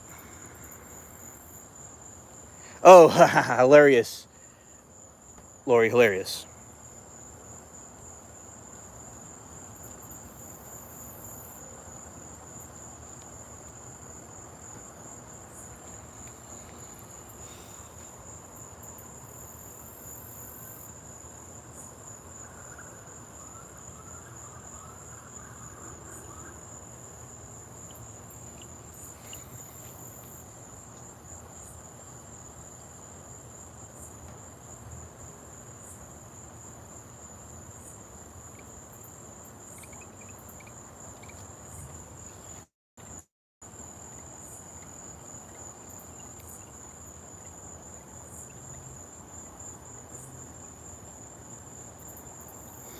Oh yeah, I've had weirder dreams than that. I definitely had weirder dreams than that.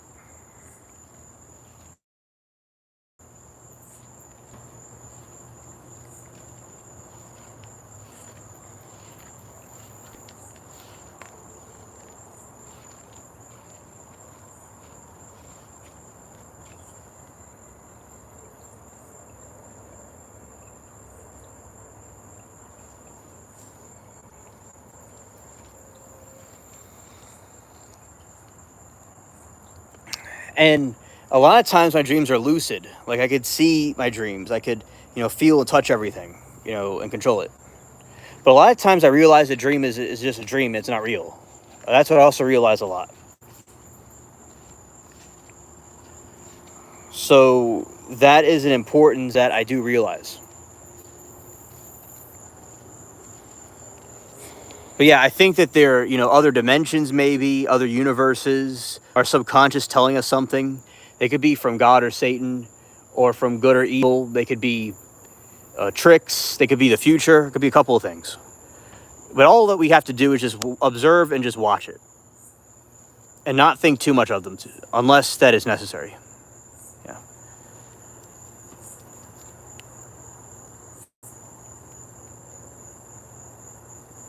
And the thing is with a dream, you always wake up in the midst of a dream.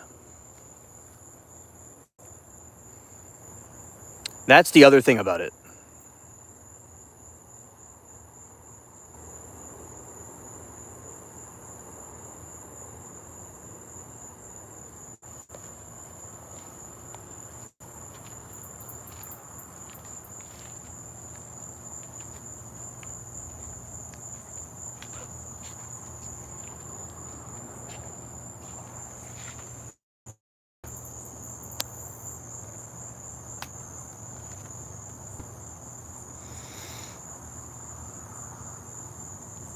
Lori said, I used to be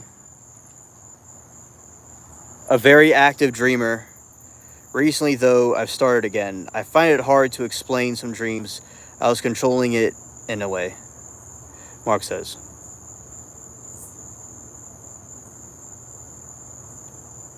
Dreams are dreams gone by. Yeah, yeah.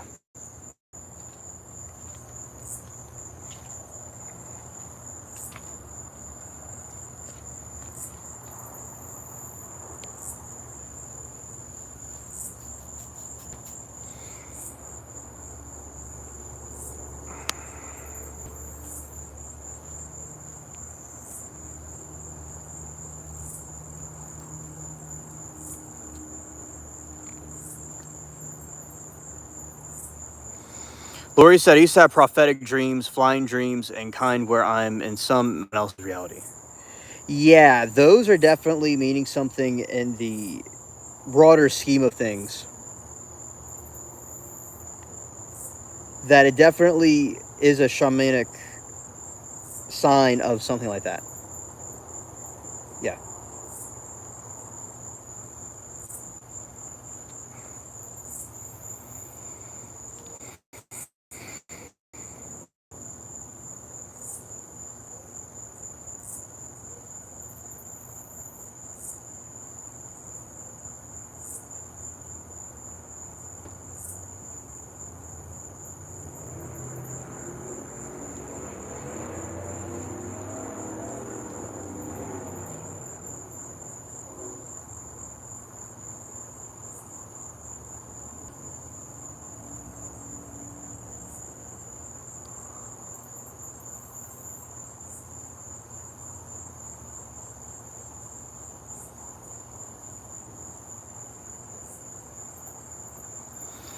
And once I was dreaming in a country like India and South America, poverty-stricken, rundown buildings. Interesting. Yeah, and they definitely have a lot of those around in those places.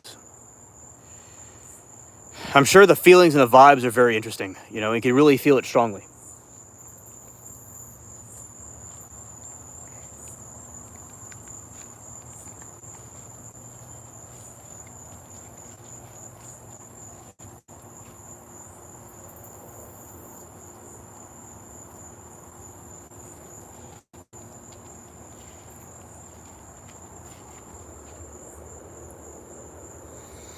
And we had to run from a gang that was trying to delete us. I could hear bullets. Well, what I should have said was I could hear pew pews whiz by and felt my knee get scrapped. Yeah, you see, it's possible that it could be something from another realm. Like that might have been real in another universe. You know, or you're given an ability to see something that was going on in someone else's life.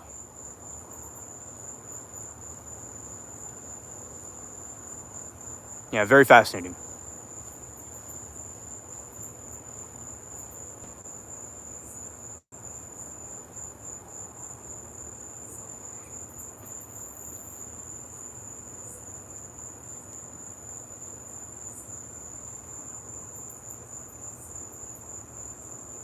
I thought everyone dreamed like that and in color, but I found out later that not everyone dreams like that. Yeah, Amy doesn't dream in color.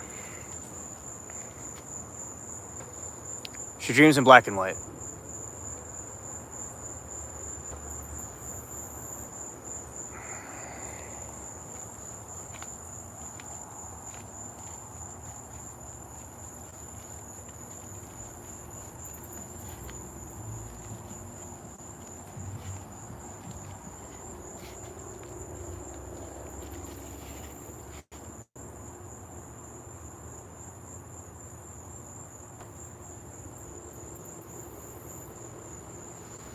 Oh, it's really fascinating indeed.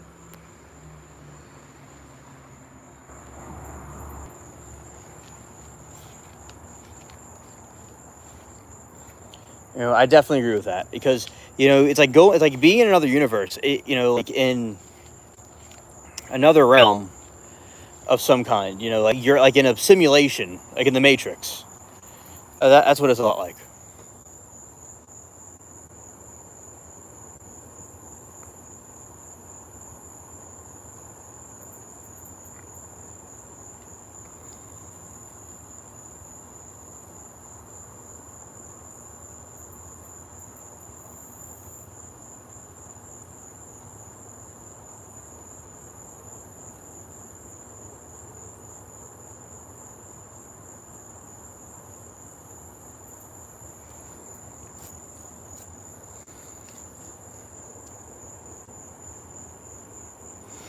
So dreams definitely have more meaning than what meets the eye.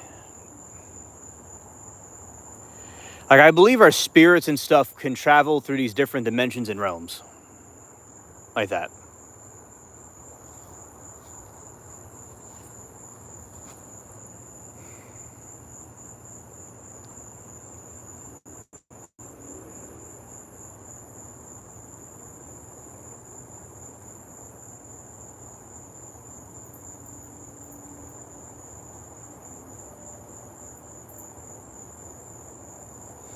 Because you're in one. The dream is like you could fly, you could do all kinds of things. I think that is truly like the spiritual self, and it's doing what it can do without the body's restrictions. It's almost like becoming a wave and traveling through the different coral reefs and stuff, or more accurately, like a fish. You basically become like a fish, unrestricted, just swimming around the ocean. That's what the dreams are like.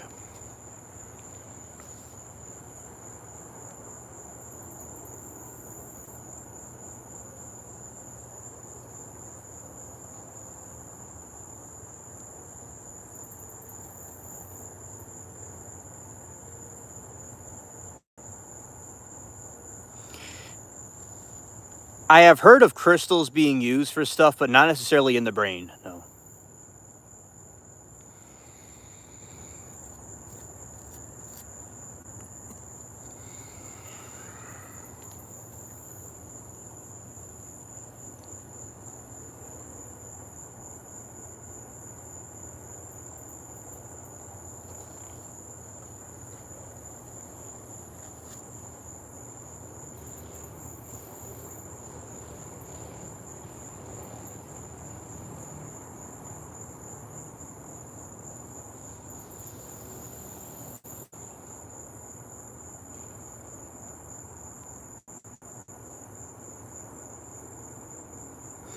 I used to dream you were a fish, or not so much now. Right.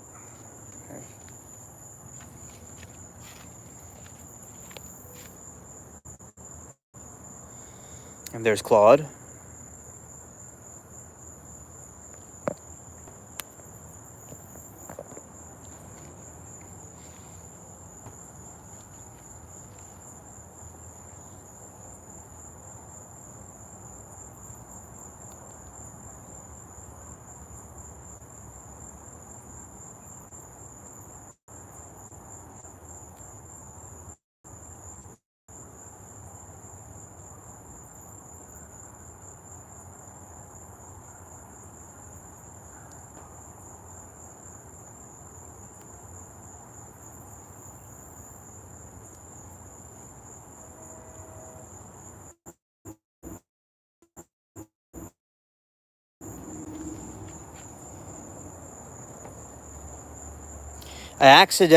I turned it off by mistake, but I'm back on now. One eye symbolism. Oh, okay, I got you. All right. So Lori says, when I was pregnant with my youngest, I dreamed that he was golden eagle and on the flying to Mount Strawberry in winter and snow all year round. Oh, that is so cool about the dream. And I believe that symbolism is real and has meaning to it.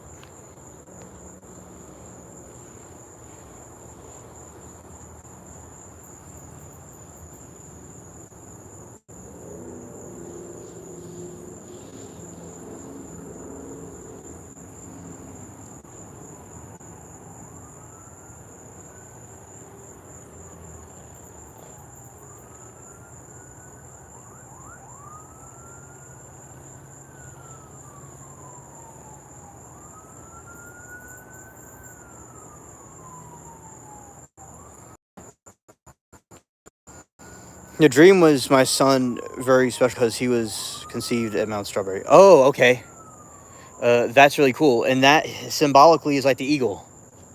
Yeah. You see, all those are spiritual things that have different spiritual meanings in giving us messages about stuff. Because the abstract concepts that we can have with the dreams are very incredible.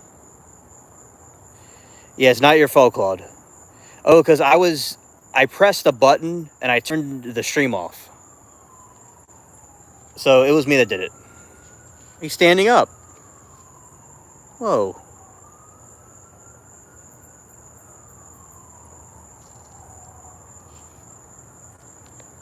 Oh, they're coming. Scared.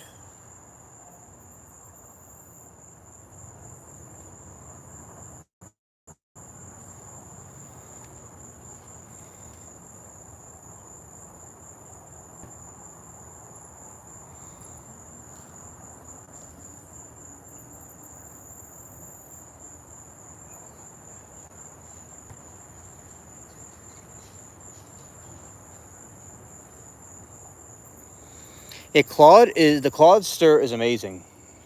The things that he can do. Like this cat can stand up or do anything. He's a cat prophet.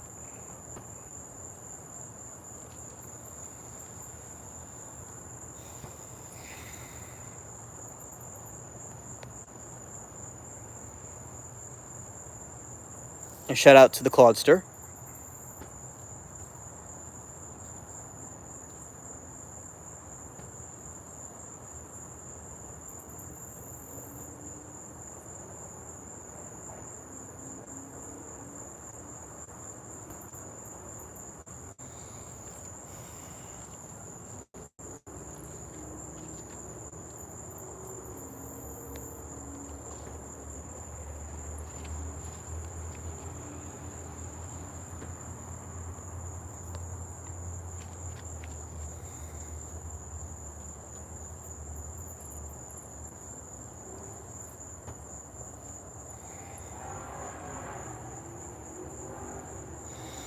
Yeah, and there's something else in here because he sees. I said there's something he sees that we don't see. Here.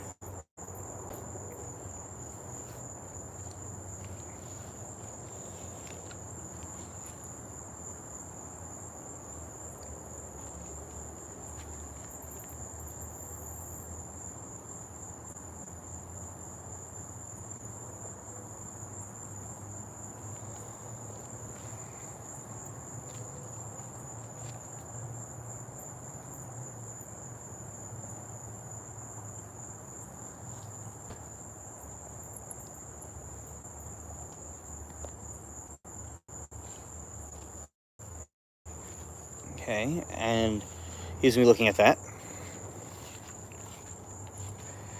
Lori, what does the eagle symbolize to you in your belief? I'm just curious. Because I know in different places it means different things.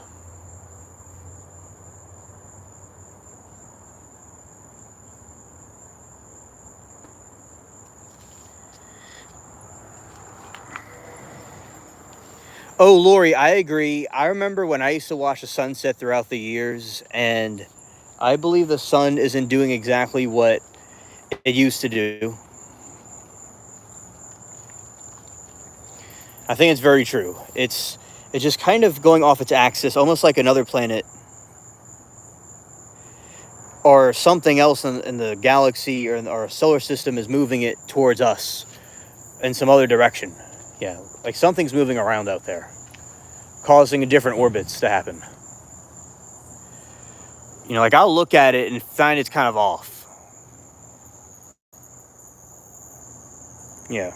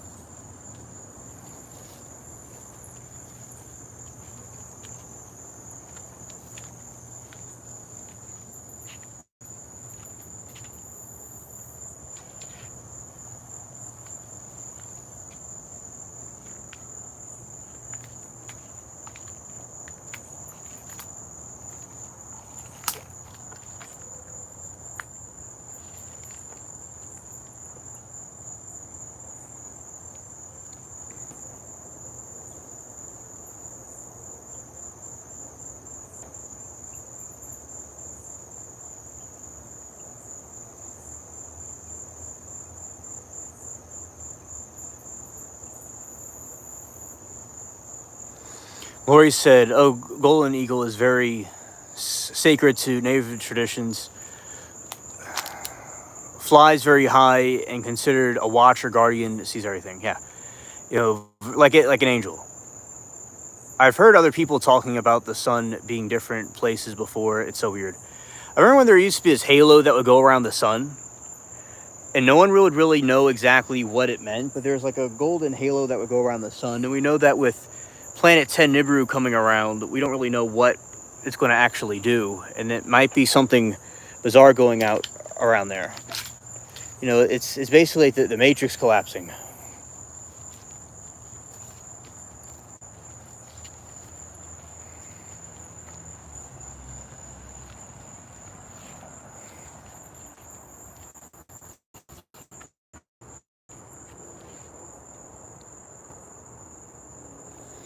Oh, thank you. Yeah. There's a nice moon with different hues on it. Yeah.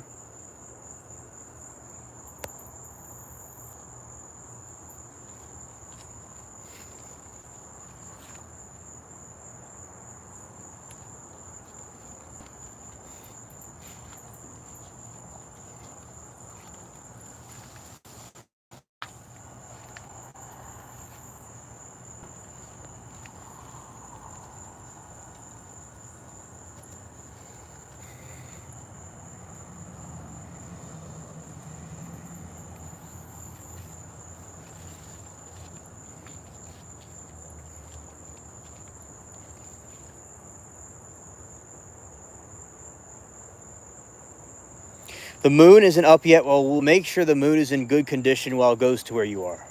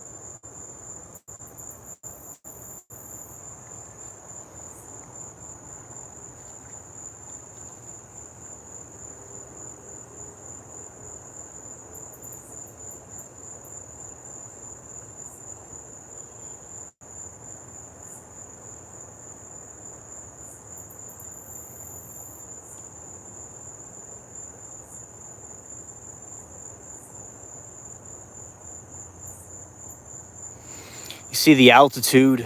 So you see that's where the tree is. And it has to go much higher into the sky to reach you because you're way above sea level than where I am. I'm way below the sea level. Yeah, it is quite majestic.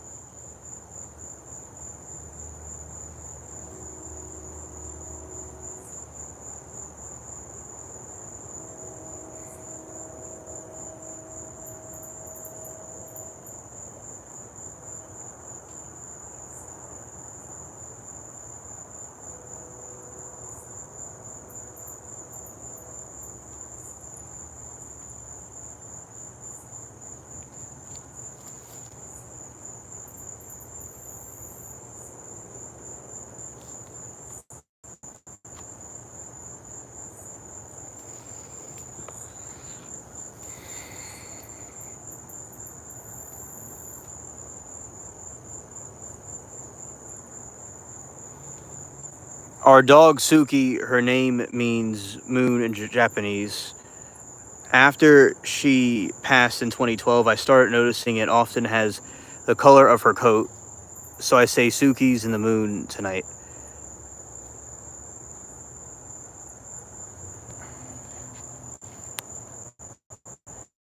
Well, I know, and a lot of people believe that the moon, well, the mainstream narrative was not true, what we were told. Hearing moving around here.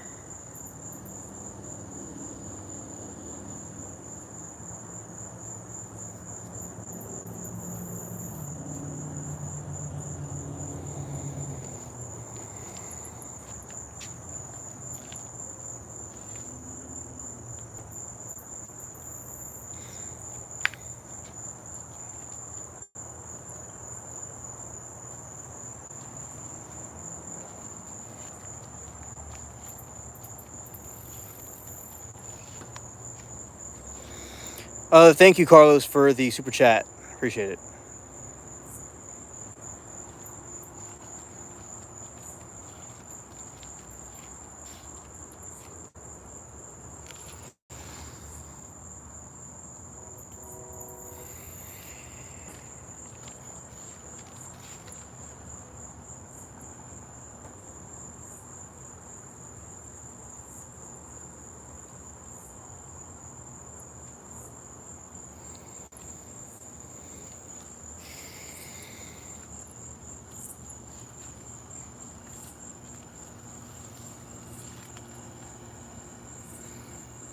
Hey, Roman, good to see you.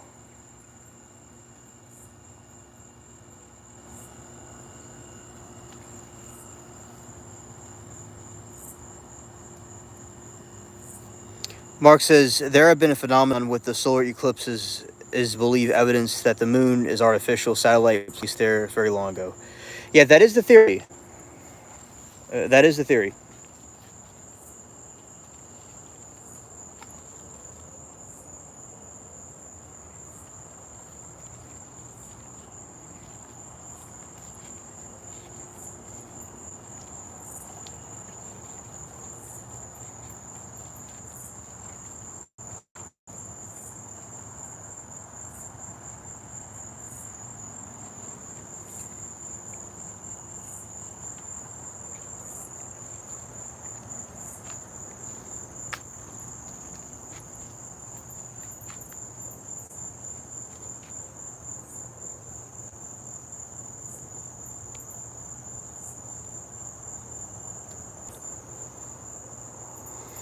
There is more ambient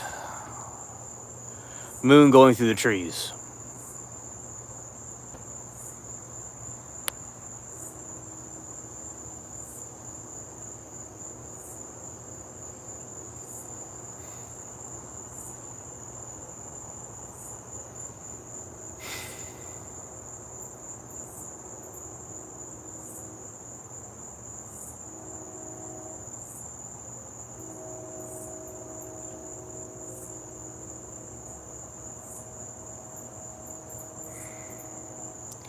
Not any new ghost sounds for now. Not so far. I'm not crazy about this toasted coconut rum. I like the regular spice rum better, darn it. Oh yeah, the regular spice from is not Timu, like that one. Yeah, so that is true. I'm scared. Well, sometimes there's ghost sighting. There's ghost noises around this chair, and this general area is known to have some paranormal activity sometimes. So yeah, sometimes they hear noises that I don't hear. You could play it back and hear them, but yeah, just things that we don't usually hear while I'm doing the stream. Scared.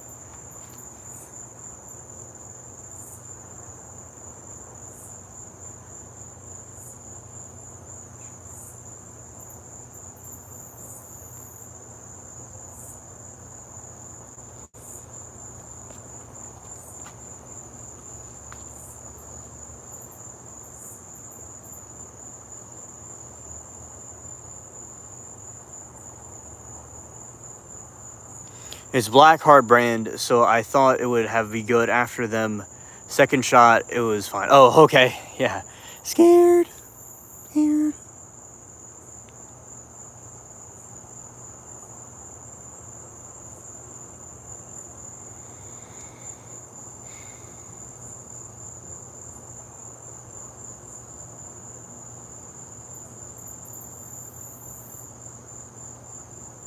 Oh, this the chair is extra scary. Yeah, like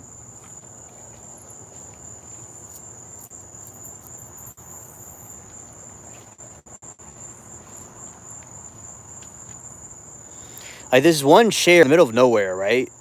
And there's one chair is just chilling there.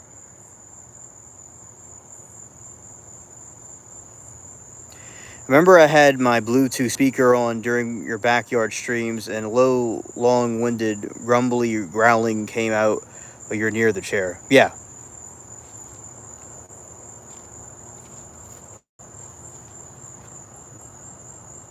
yeah. There's something about that, something supernatural about that region. Yeah, I mean, you just look at that. You're just walking in the middle of nowhere, and you see that chair. It's scared.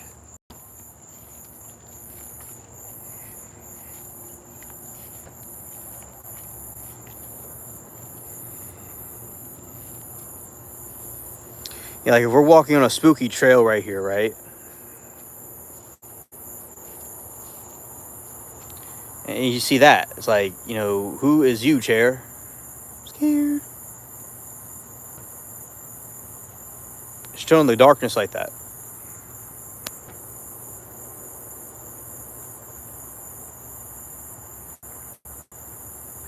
That is a spooky looking scene right there. I ain't gonna like kid y'all. That's pretty spooky.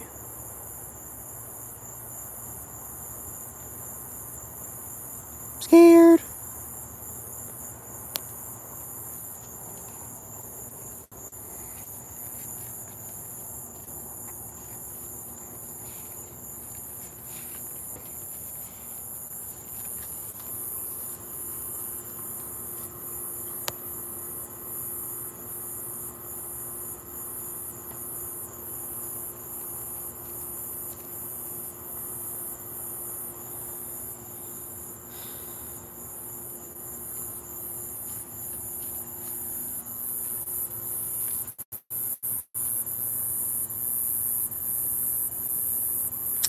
Okay, Carlos. Nice gifting membership. That's awesome. Facts.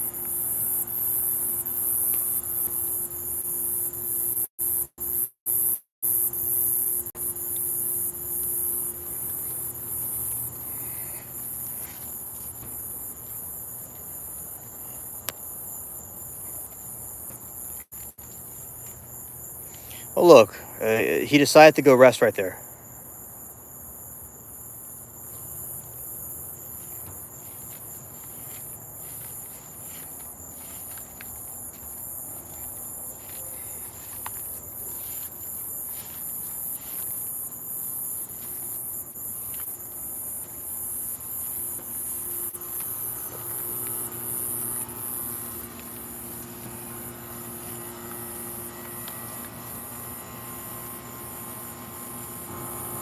That is true.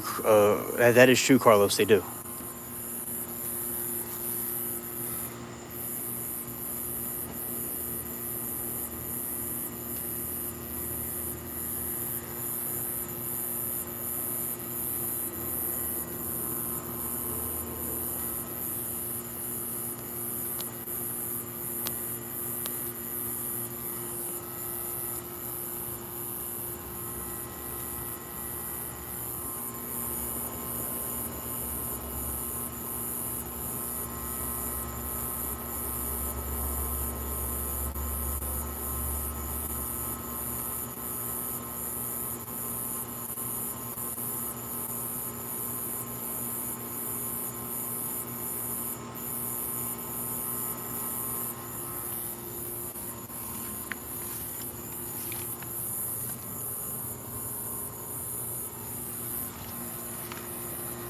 Scared.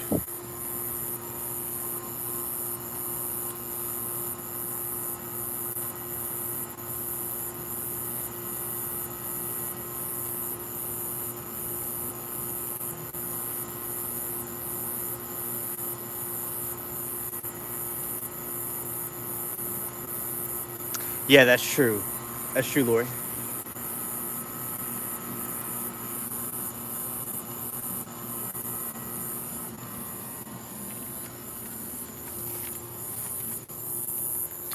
Yeah, cat emoji with sunglasses would be cool. I agree. Oh, there is someone playing music in the distance. That's what it was.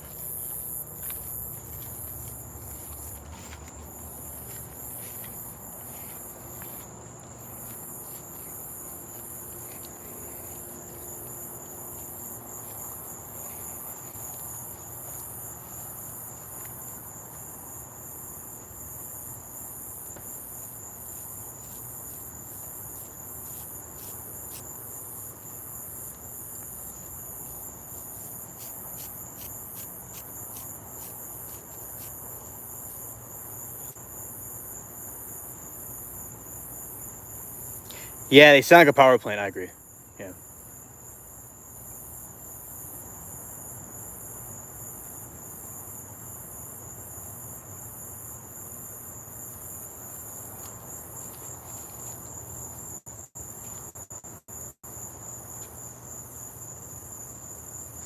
Oh, we have AC here. We have a lot of AC. Use it all the time. Oh yeah, down here it'd be crazy without AC. Yeah, definitely.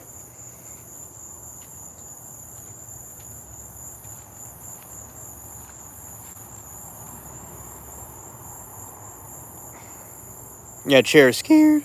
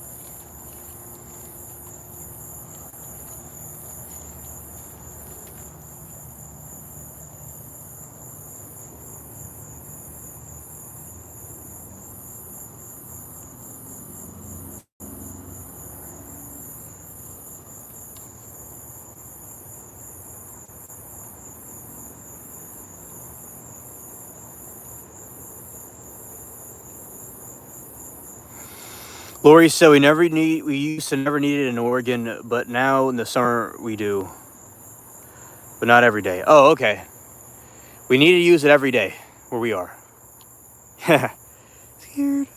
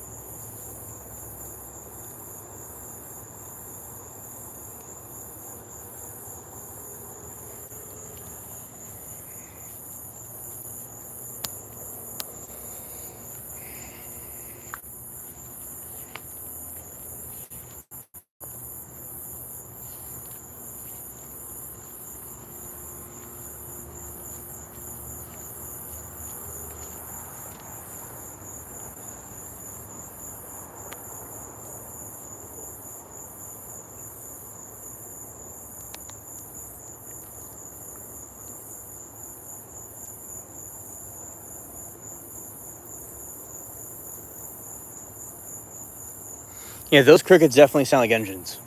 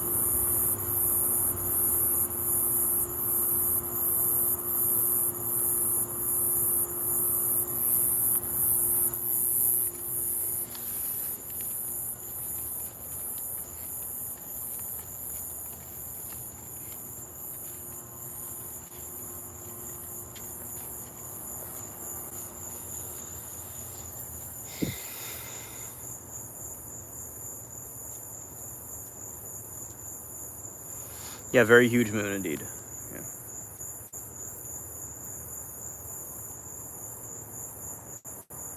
Okay.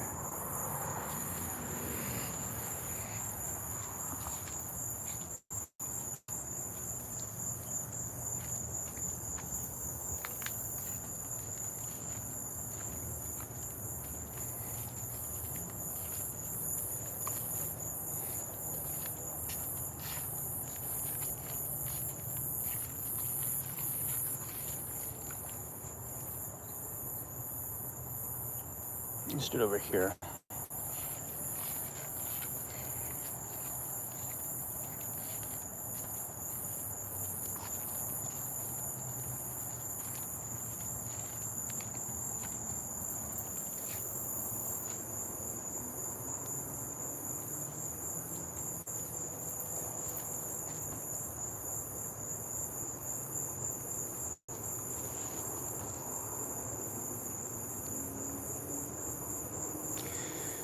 All right, now we are really observing the moon going high right now. Wow. It's so cool that I can be in chat while in the wilds. Not much data signal up here, but this spot has it. I think the giant monolith I'm camped by has something to do with it. Oh, definitely. Oh, thank you for the super chat, Carlos. Very generous. And nice super chat sticker. Coffee. Yeah.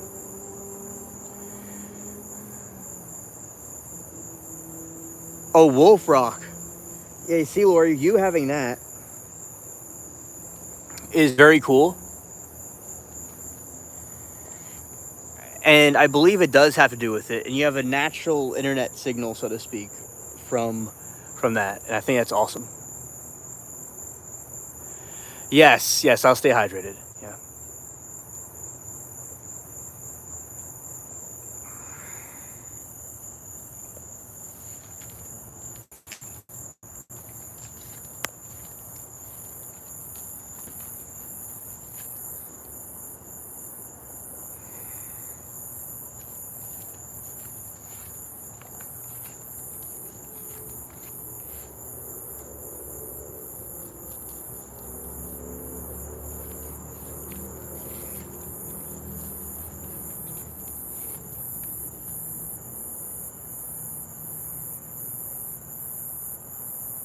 Yeah, that was a cool spot we were in. When we were seeing the signal. Yeah.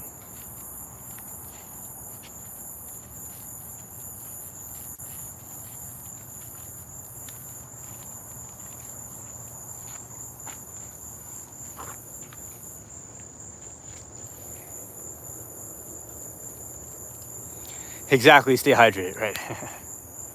Yeah. Yeah, and that is the enchanted moon. As we look at its gaze, it's really nice. Yeah, it could just come right here and chill with us. Yeah. And you know, the humidity makes it even more hot here than it would be without the humidity. That's another thing about it.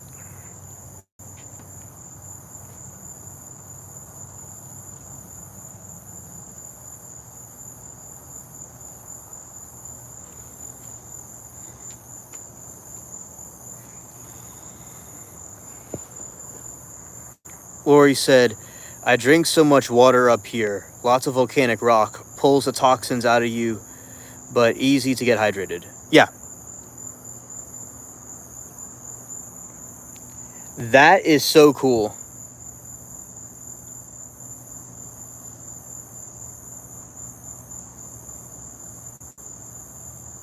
I'm sure it tastes really good, like natural.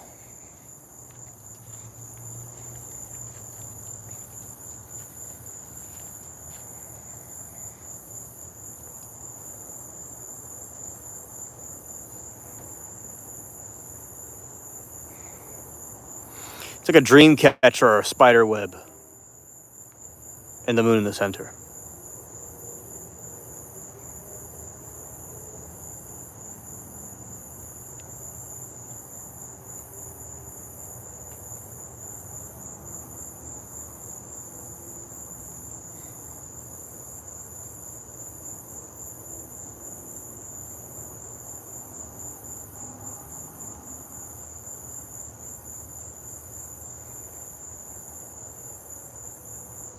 Oh yeah, it's extremely cool and iconic. It truly is incredible. The aesthetic and the aura of it is so, like a piece of art.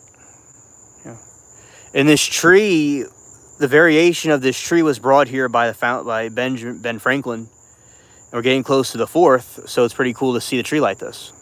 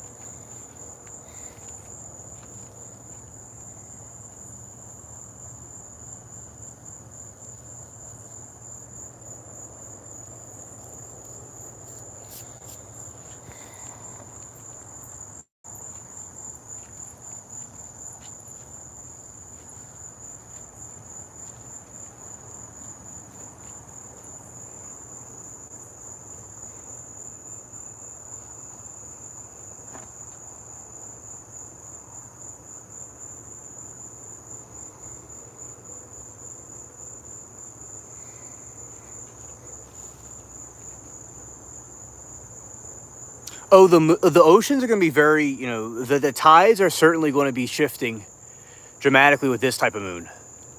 I wonder myself what they're going to do, but yeah, it's definitely going to be dramatic either way. Yeah, because right now the ocean and the waters are very calm, but they're being moved by the moon and its magnetic pull. Yeah, the tides are certainly be affected right now, and I wonder myself how it is going with them.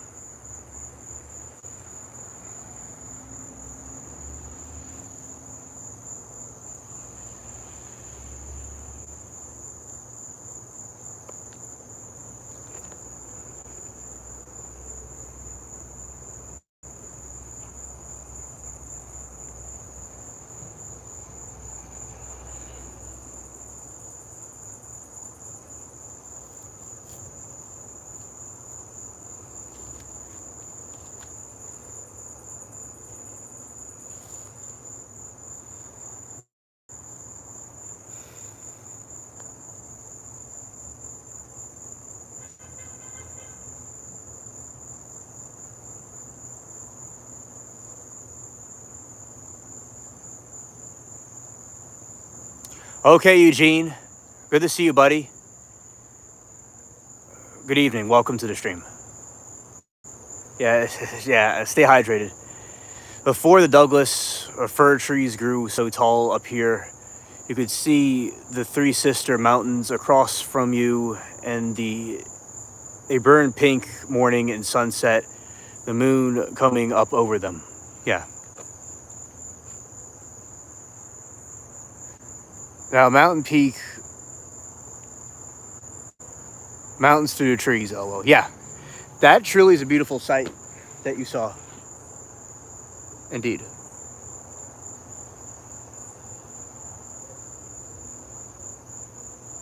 Eugene says hello to Lori and Saw Girl. Awesome.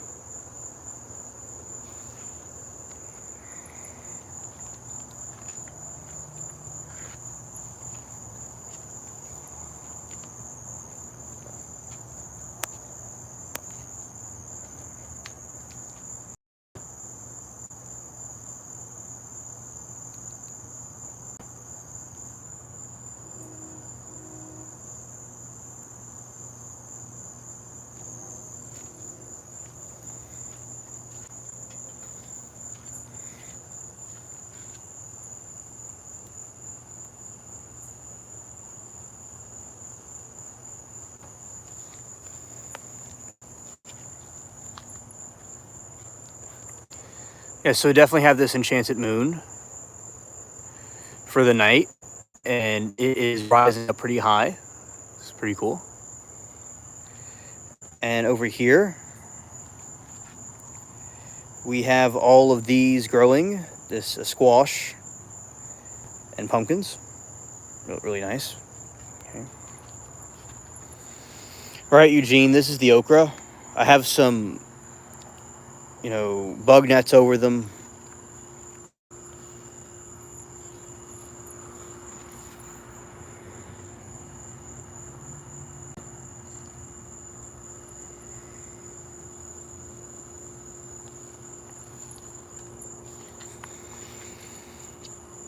Eugene said we were supposed to close on Monday, but hit a snag with appraisals and the seller who bought the house a few years ago in our recent appraisal.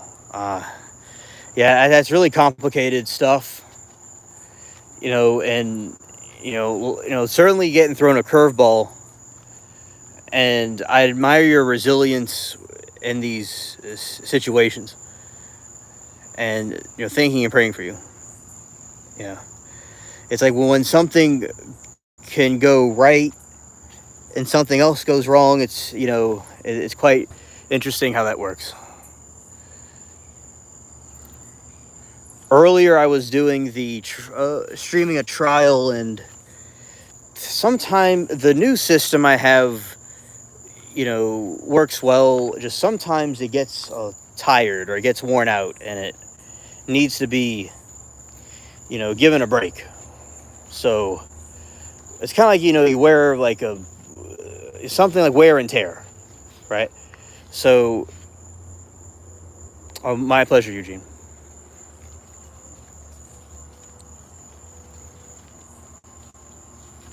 So that's what happened.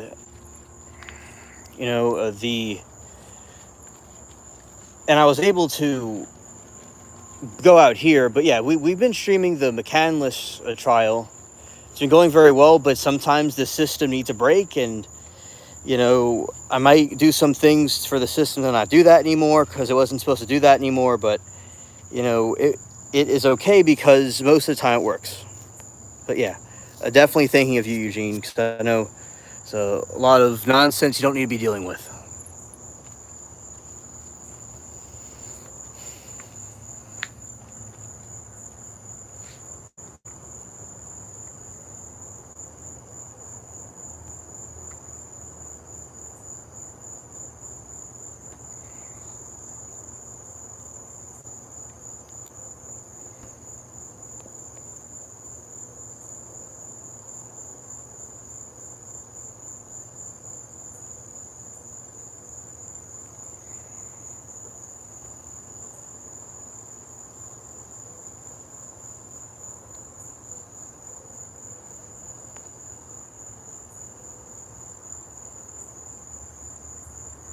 Taylor Swift getting married tomorrow, Friday. You should cover that. Okay. Yeah, that's crazy. That's wild. We got to talk about that one. It's an ironic situation there, and certainly would be a conversation to talk about. Indeed. Yeah. She is wild, and there's a lot of stuff going on with that. Yeah.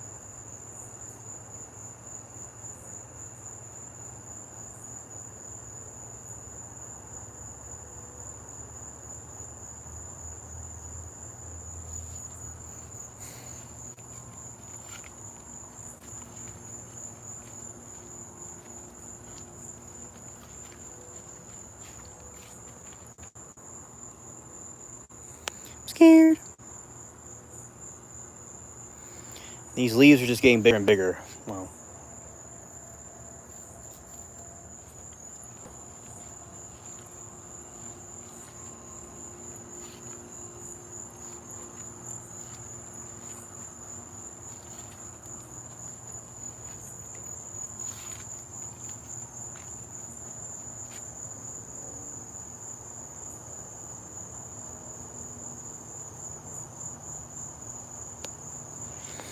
Yeah, we were talking earlier about that, Eugene, because a lot of times with the moon, it's supposed to be in the sun, right? The sun has been changing its tilt in its direction for a while now, and the moon itself seems like it's so close but so far away.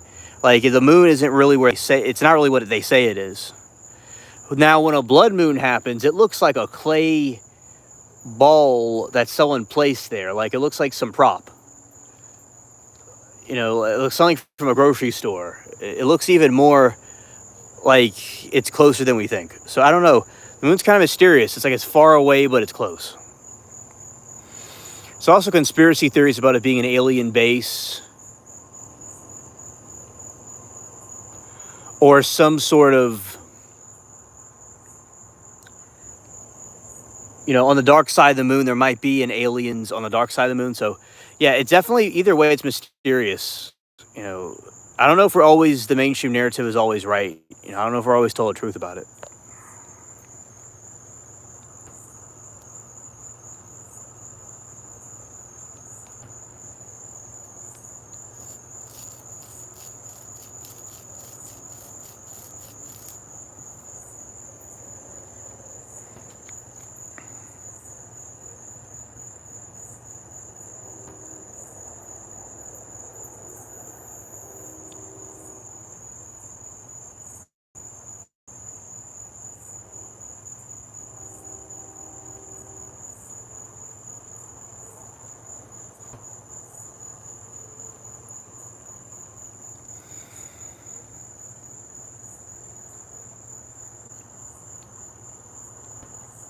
Oh, thank you, Carlos, for the super sticker. Appreciate it.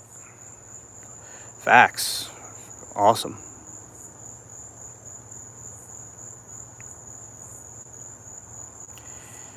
Eugene said, sun looks far away and close, but the Earth maintains constant orbit. I know it's that they a lot of times the mainstream narrative may not really be what they say it is, because you know the Earth is the same distance, but the moon and the stars, the moon and the sun, go closer than other times. It's really wild, you know, and especially stars. They say the stars we see are distant objects that already died out. That's not true. It's like it doesn't make any sense because they've been there for millions of years in the same sky, but it doesn't really, add up. So yeah, Eugene, very good questions.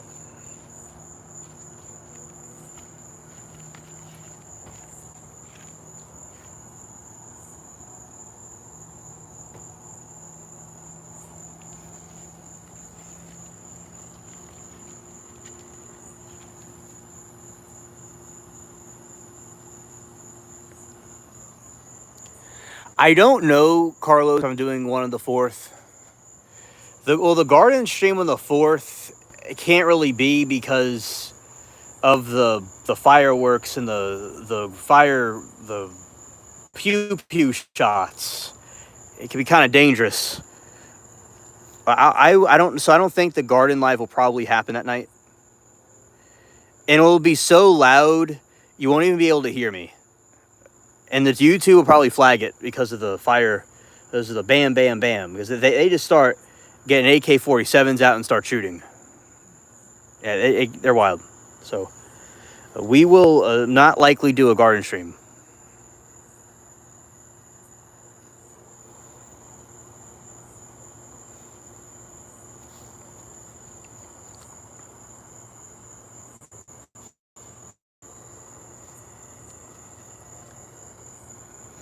Eugene says, I went down a rabbit hole about Mars versus Venus with colonization, and the atmosphere of Venus is more human survival than Mars. That is correct, because the way the atmosphere is, the one at Mars is like a dried out wasteland.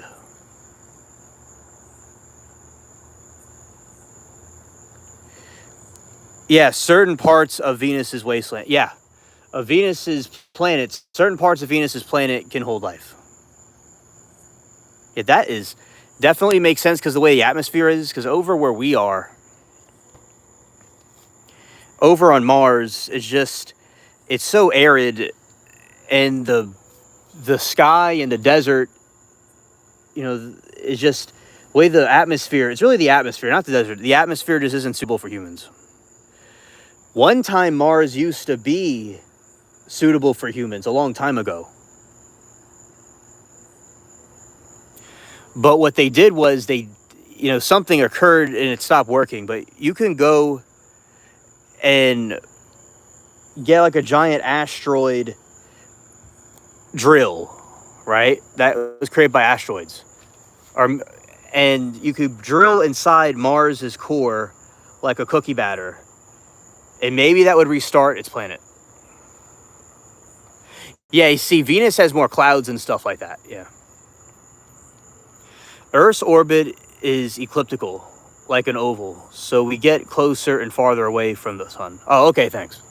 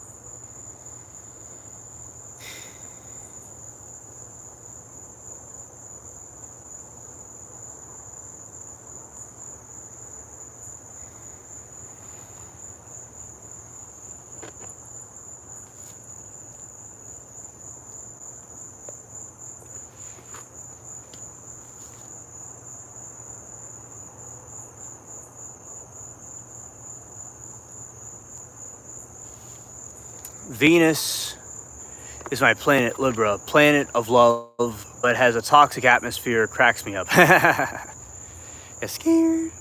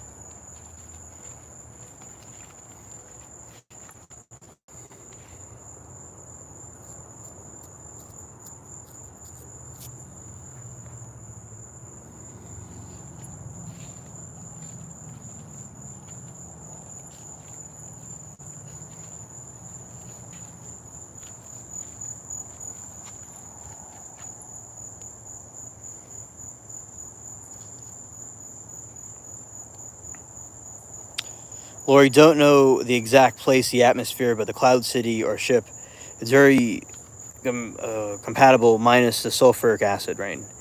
They say men are from Mars, women are from Venus, and toxic planet that will delete you, ill male. Yeah, yeah.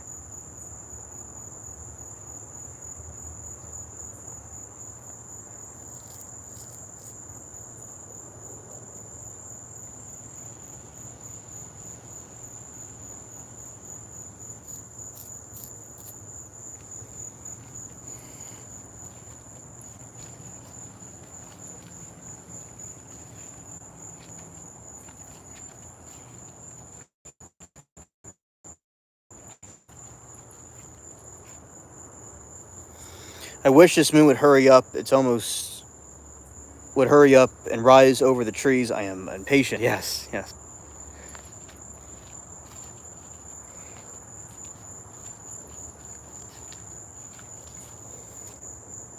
Yeah, it's higher up in the sky. I guess it has to go way up there for her to see it. Scared.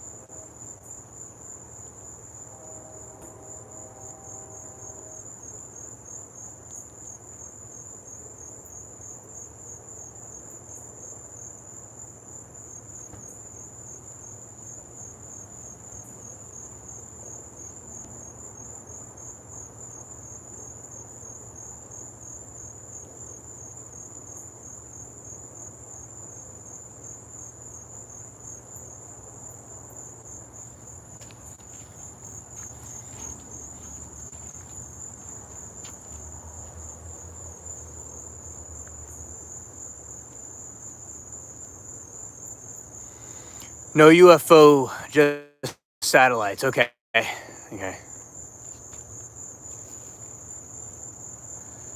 It's weird that AI knows certain points of Venus atmosphere habitat. NASA has a plan, but tech billionaires focus on Mars. It's almost like they want to divert our attention away.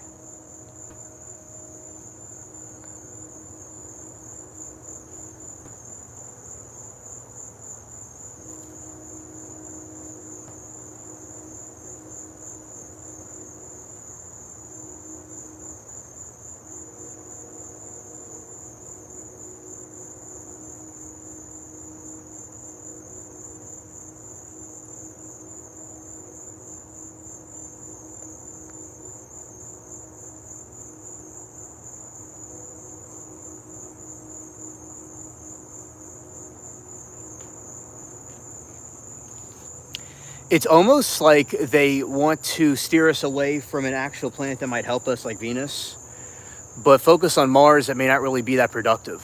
So that is something else that may be, Eugene, is they're doing a diversion trick, a distraction from the actual planet that would be helpful. I'm camped at an old logging landing where they loaded up logs, trucks, and used to be able to see for miles, but now the trees have grown up. Still a beautiful spot though. Oh, that is very enchanting.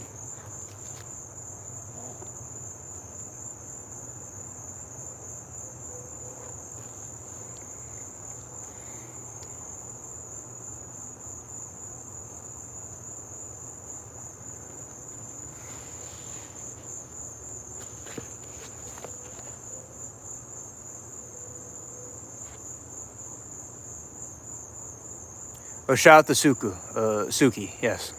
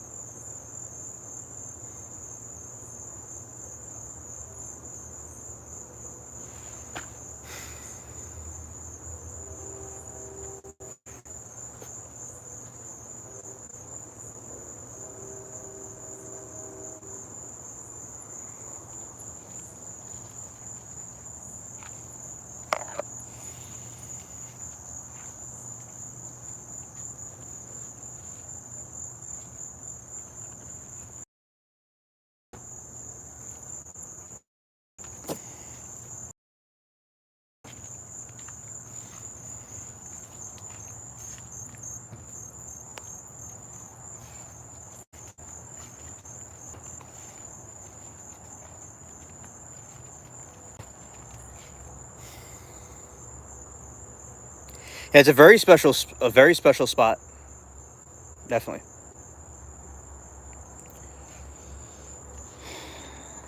Suki's up there, so it's all connected with the circle of life.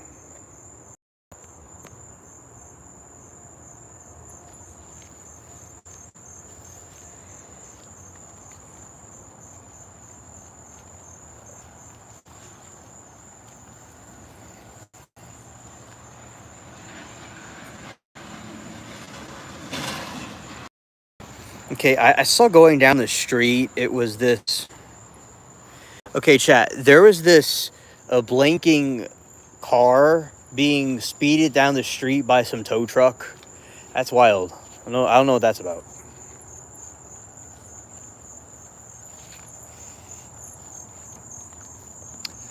Lori, I have heard something in there, but I have not seen the swamp puppies. But they are there. They were around. Yeah.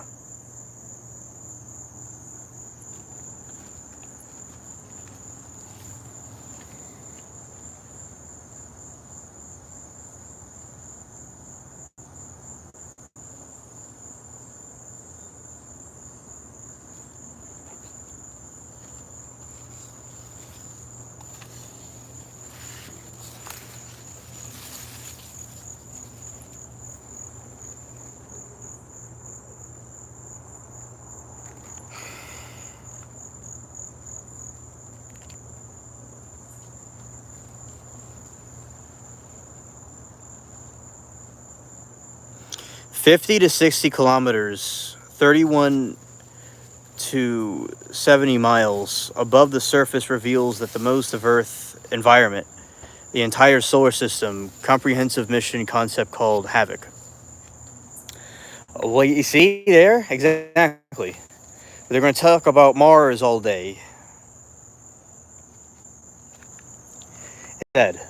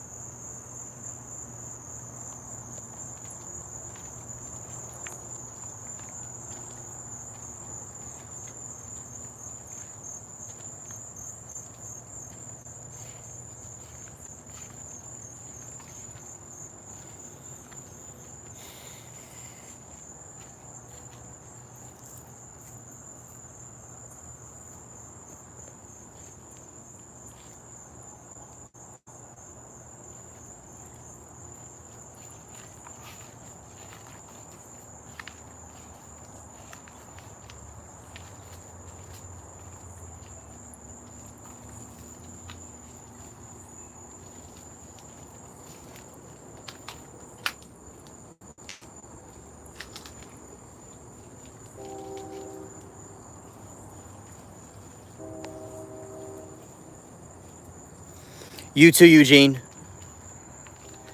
Praying for you, buddy. Thanks for coming.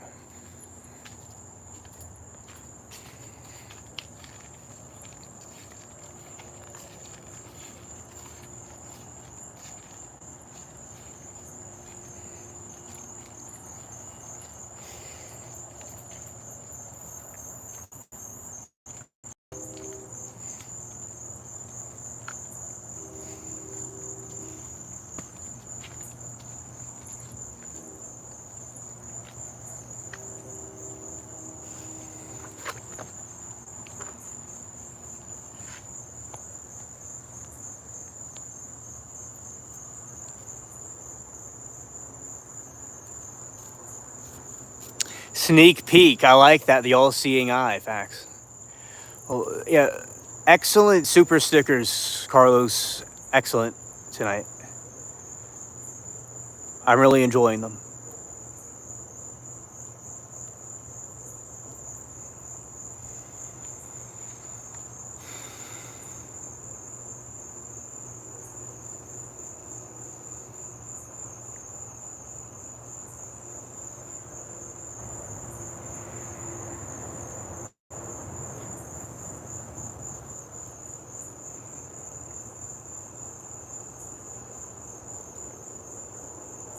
Oh, hello, Miss C.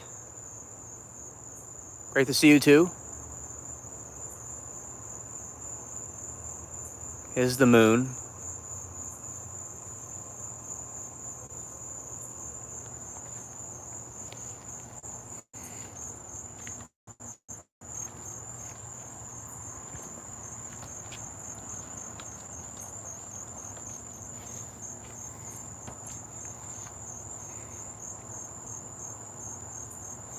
There's also no tree rats.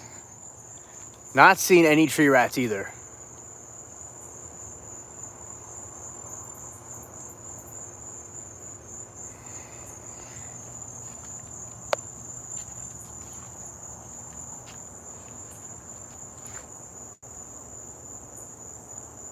Oh, facts. I like that. The fist bump facts. Yes. Yes, absolutely.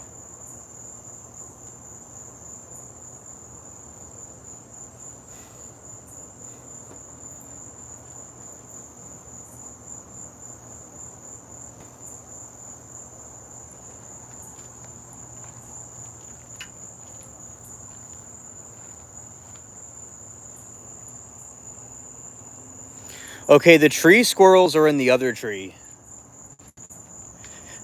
We have rats in these trees. Over here, there's another set of trees. Let's see.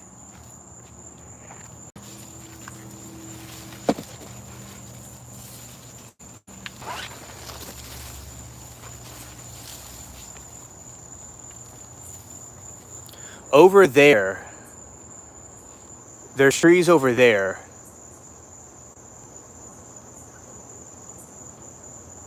that the squirrels are in.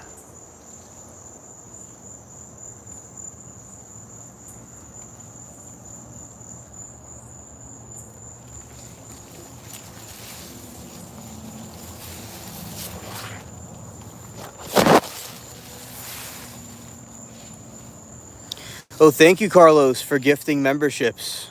That's awesome.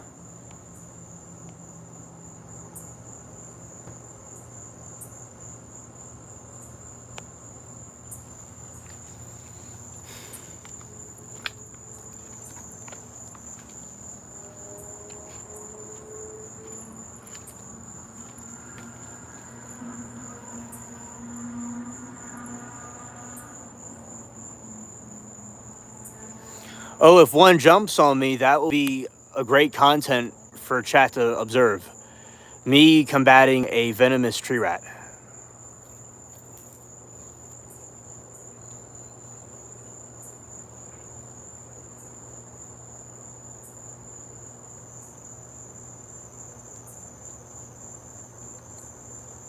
Oh, thank you, Lori, for the super chat.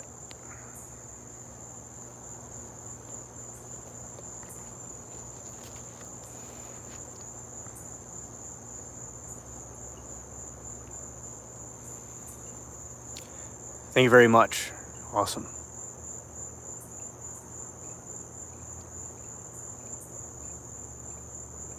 Alien #1 streamer facts. Oh, thank you. Thank you.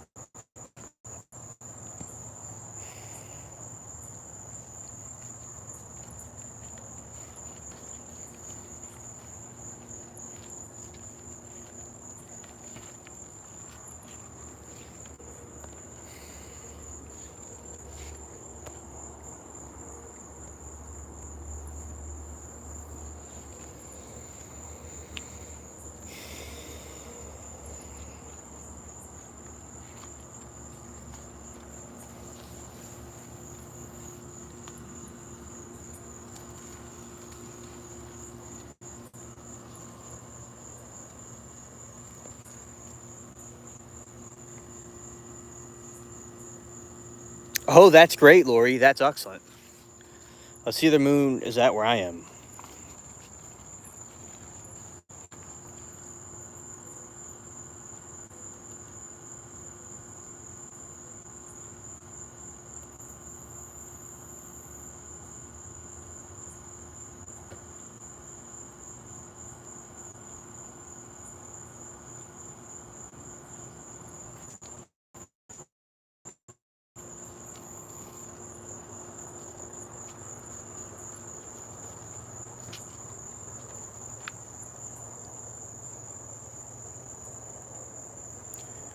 Okay, it's about up there. You see, it's higher, like I said.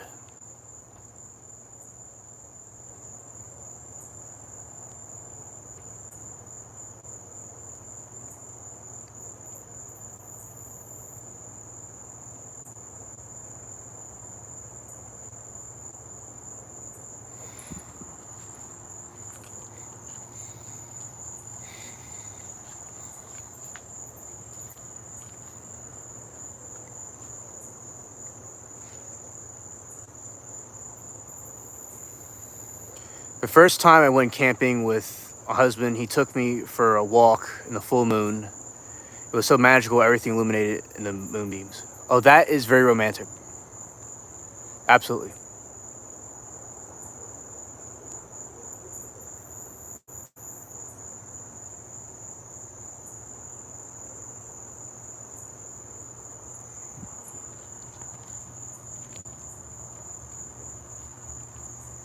Okay, stay dry, Misty.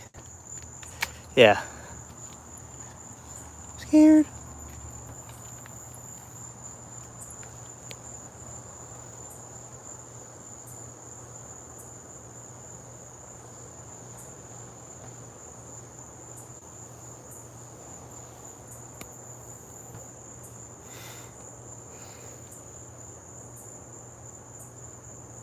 Oh yes, Lori. Scared.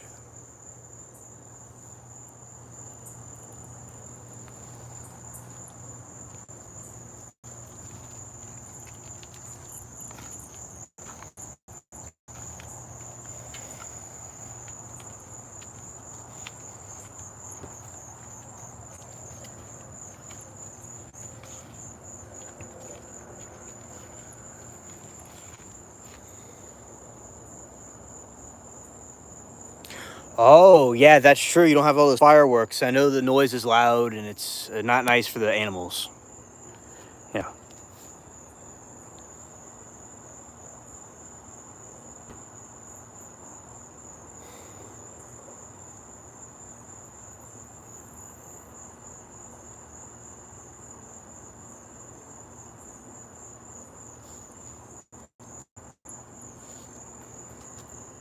Yeah, boom. Yeah.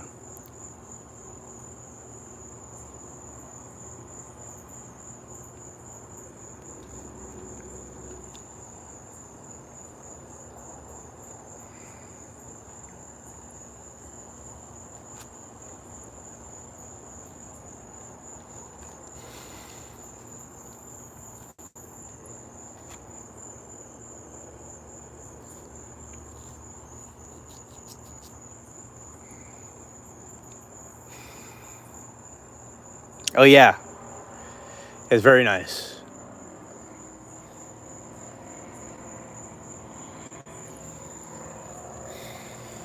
And we got the spooky chair over here.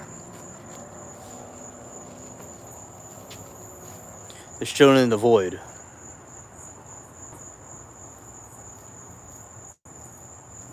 Oh, you can hear the froggies down the marshes. That's really cool. Awesome. Awesome.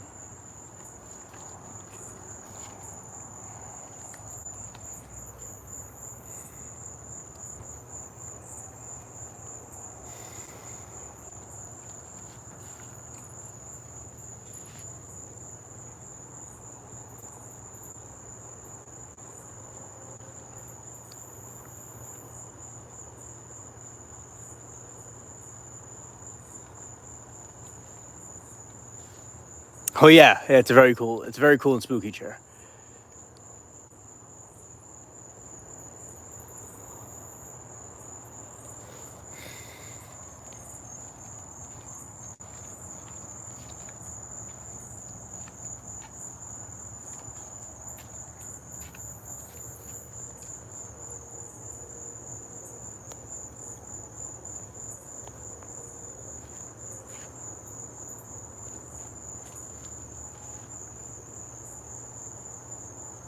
Yeah, the ghost chair. Yeah. Scared.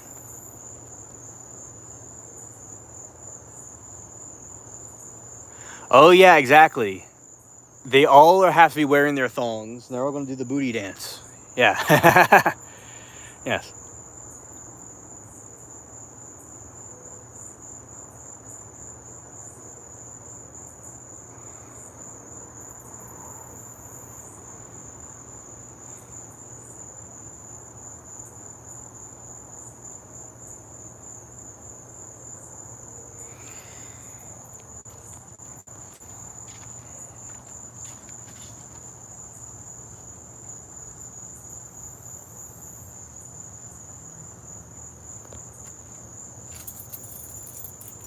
I hear something.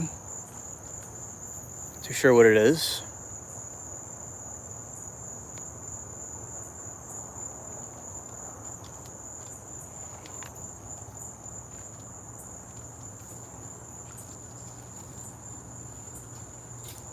Oh, look.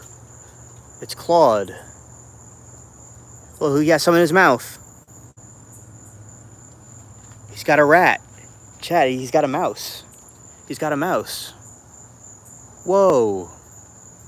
Whoa. He's got a mouse.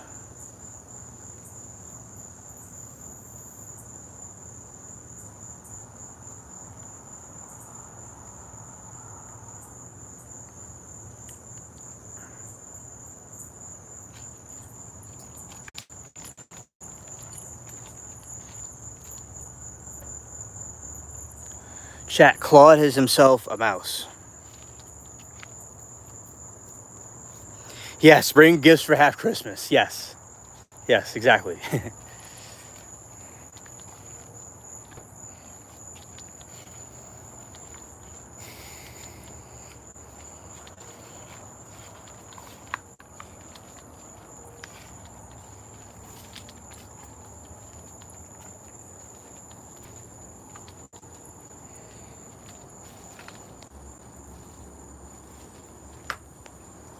Yeah, he had half Christmas, definitely.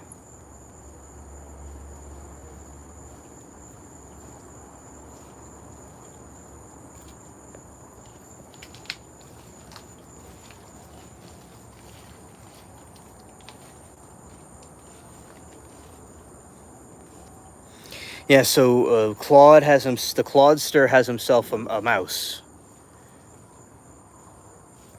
The mighty hunter, keeping all the pests down.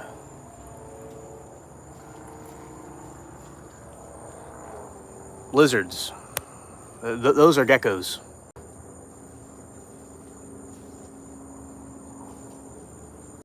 Scared.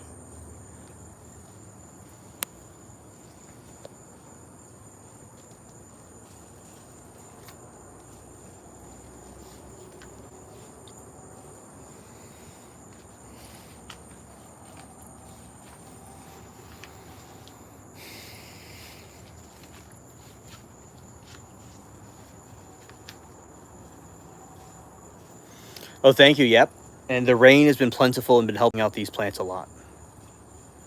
Yeah.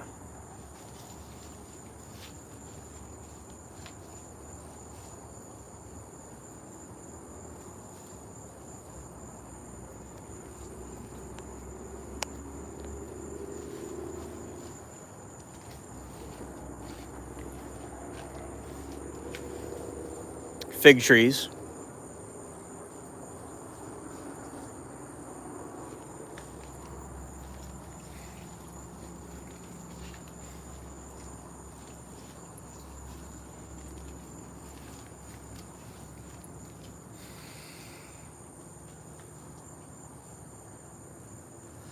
Yeah, I got all the cool critters in one place. It is truly an oasis. Yeah.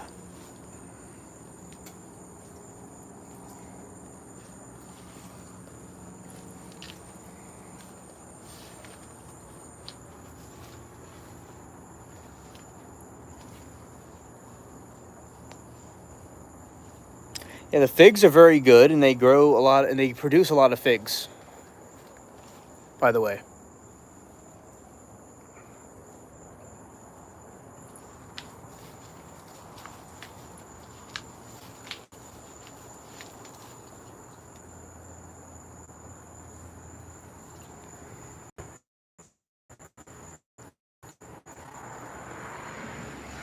Yeah, it looks like the tree's going to be touching that house. Okay.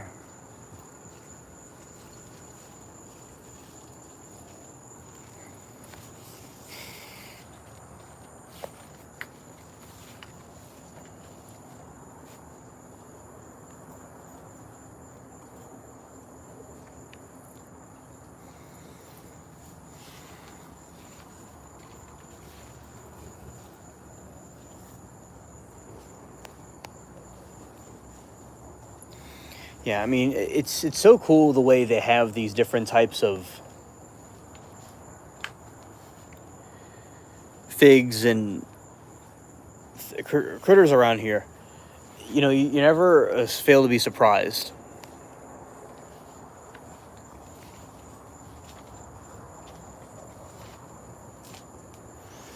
That's what I believe. It's really good to have these things, you know, everywhere. And we have Claude catching mice actively, which is really cool.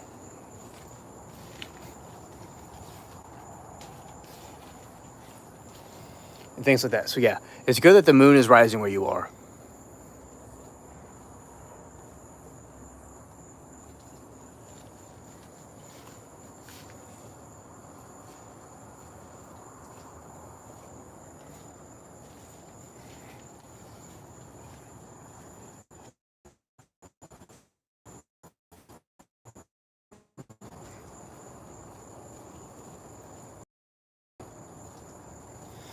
Oh yeah, Miss C, I hope it happens for you too. It'll be very relaxing and good for you to have, especially during the 4th where they won't be having as much fireworks and things like that. And the animals and little critters get scared. Yeah.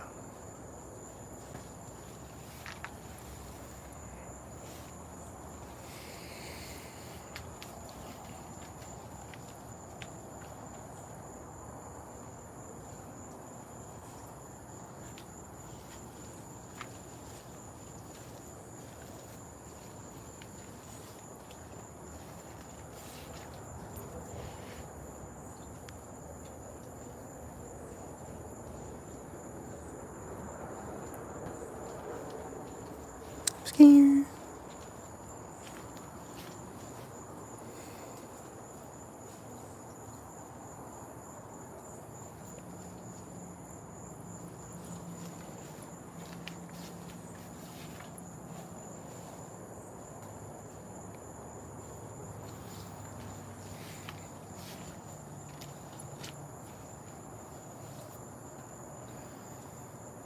Okay, so, and yeah, soon we're gonna be ending this stream, but we'll do probably another one sometime in the morning, seeing depending how the weather is. And definitely the trial stream.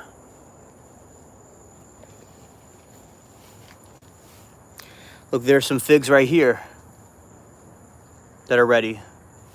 That's really nice. And they're gonna be turning green.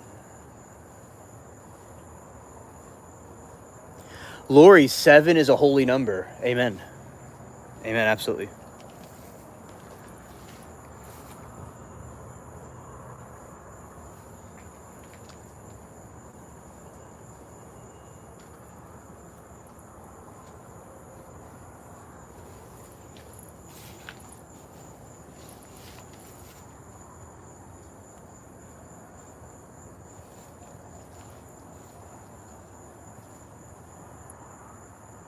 Oh yeah, Lori, it's been awesome fun, camping with you and y'all hiking with me. And, have a blessed, safe evening, Lori. Enjoy the moon. Yeah, we had a really great stream tonight, and we had a good stream earlier with the trial stuff. I'm glad the internet malfunctioned because I came here and did this with y'all, so it was meant to happen. And just, sometimes it needs a break, but it's a good system. But yeah, it's nice to do this with y'all. Okay, everybody, and shout out to Carlos for the super stickers. Excellent. Always been a very great viewer and gifting memberships, and all of you that are watching, listening, and participate as well. Everybody's very important. Okay. Everybody, thank you all for coming, and peace.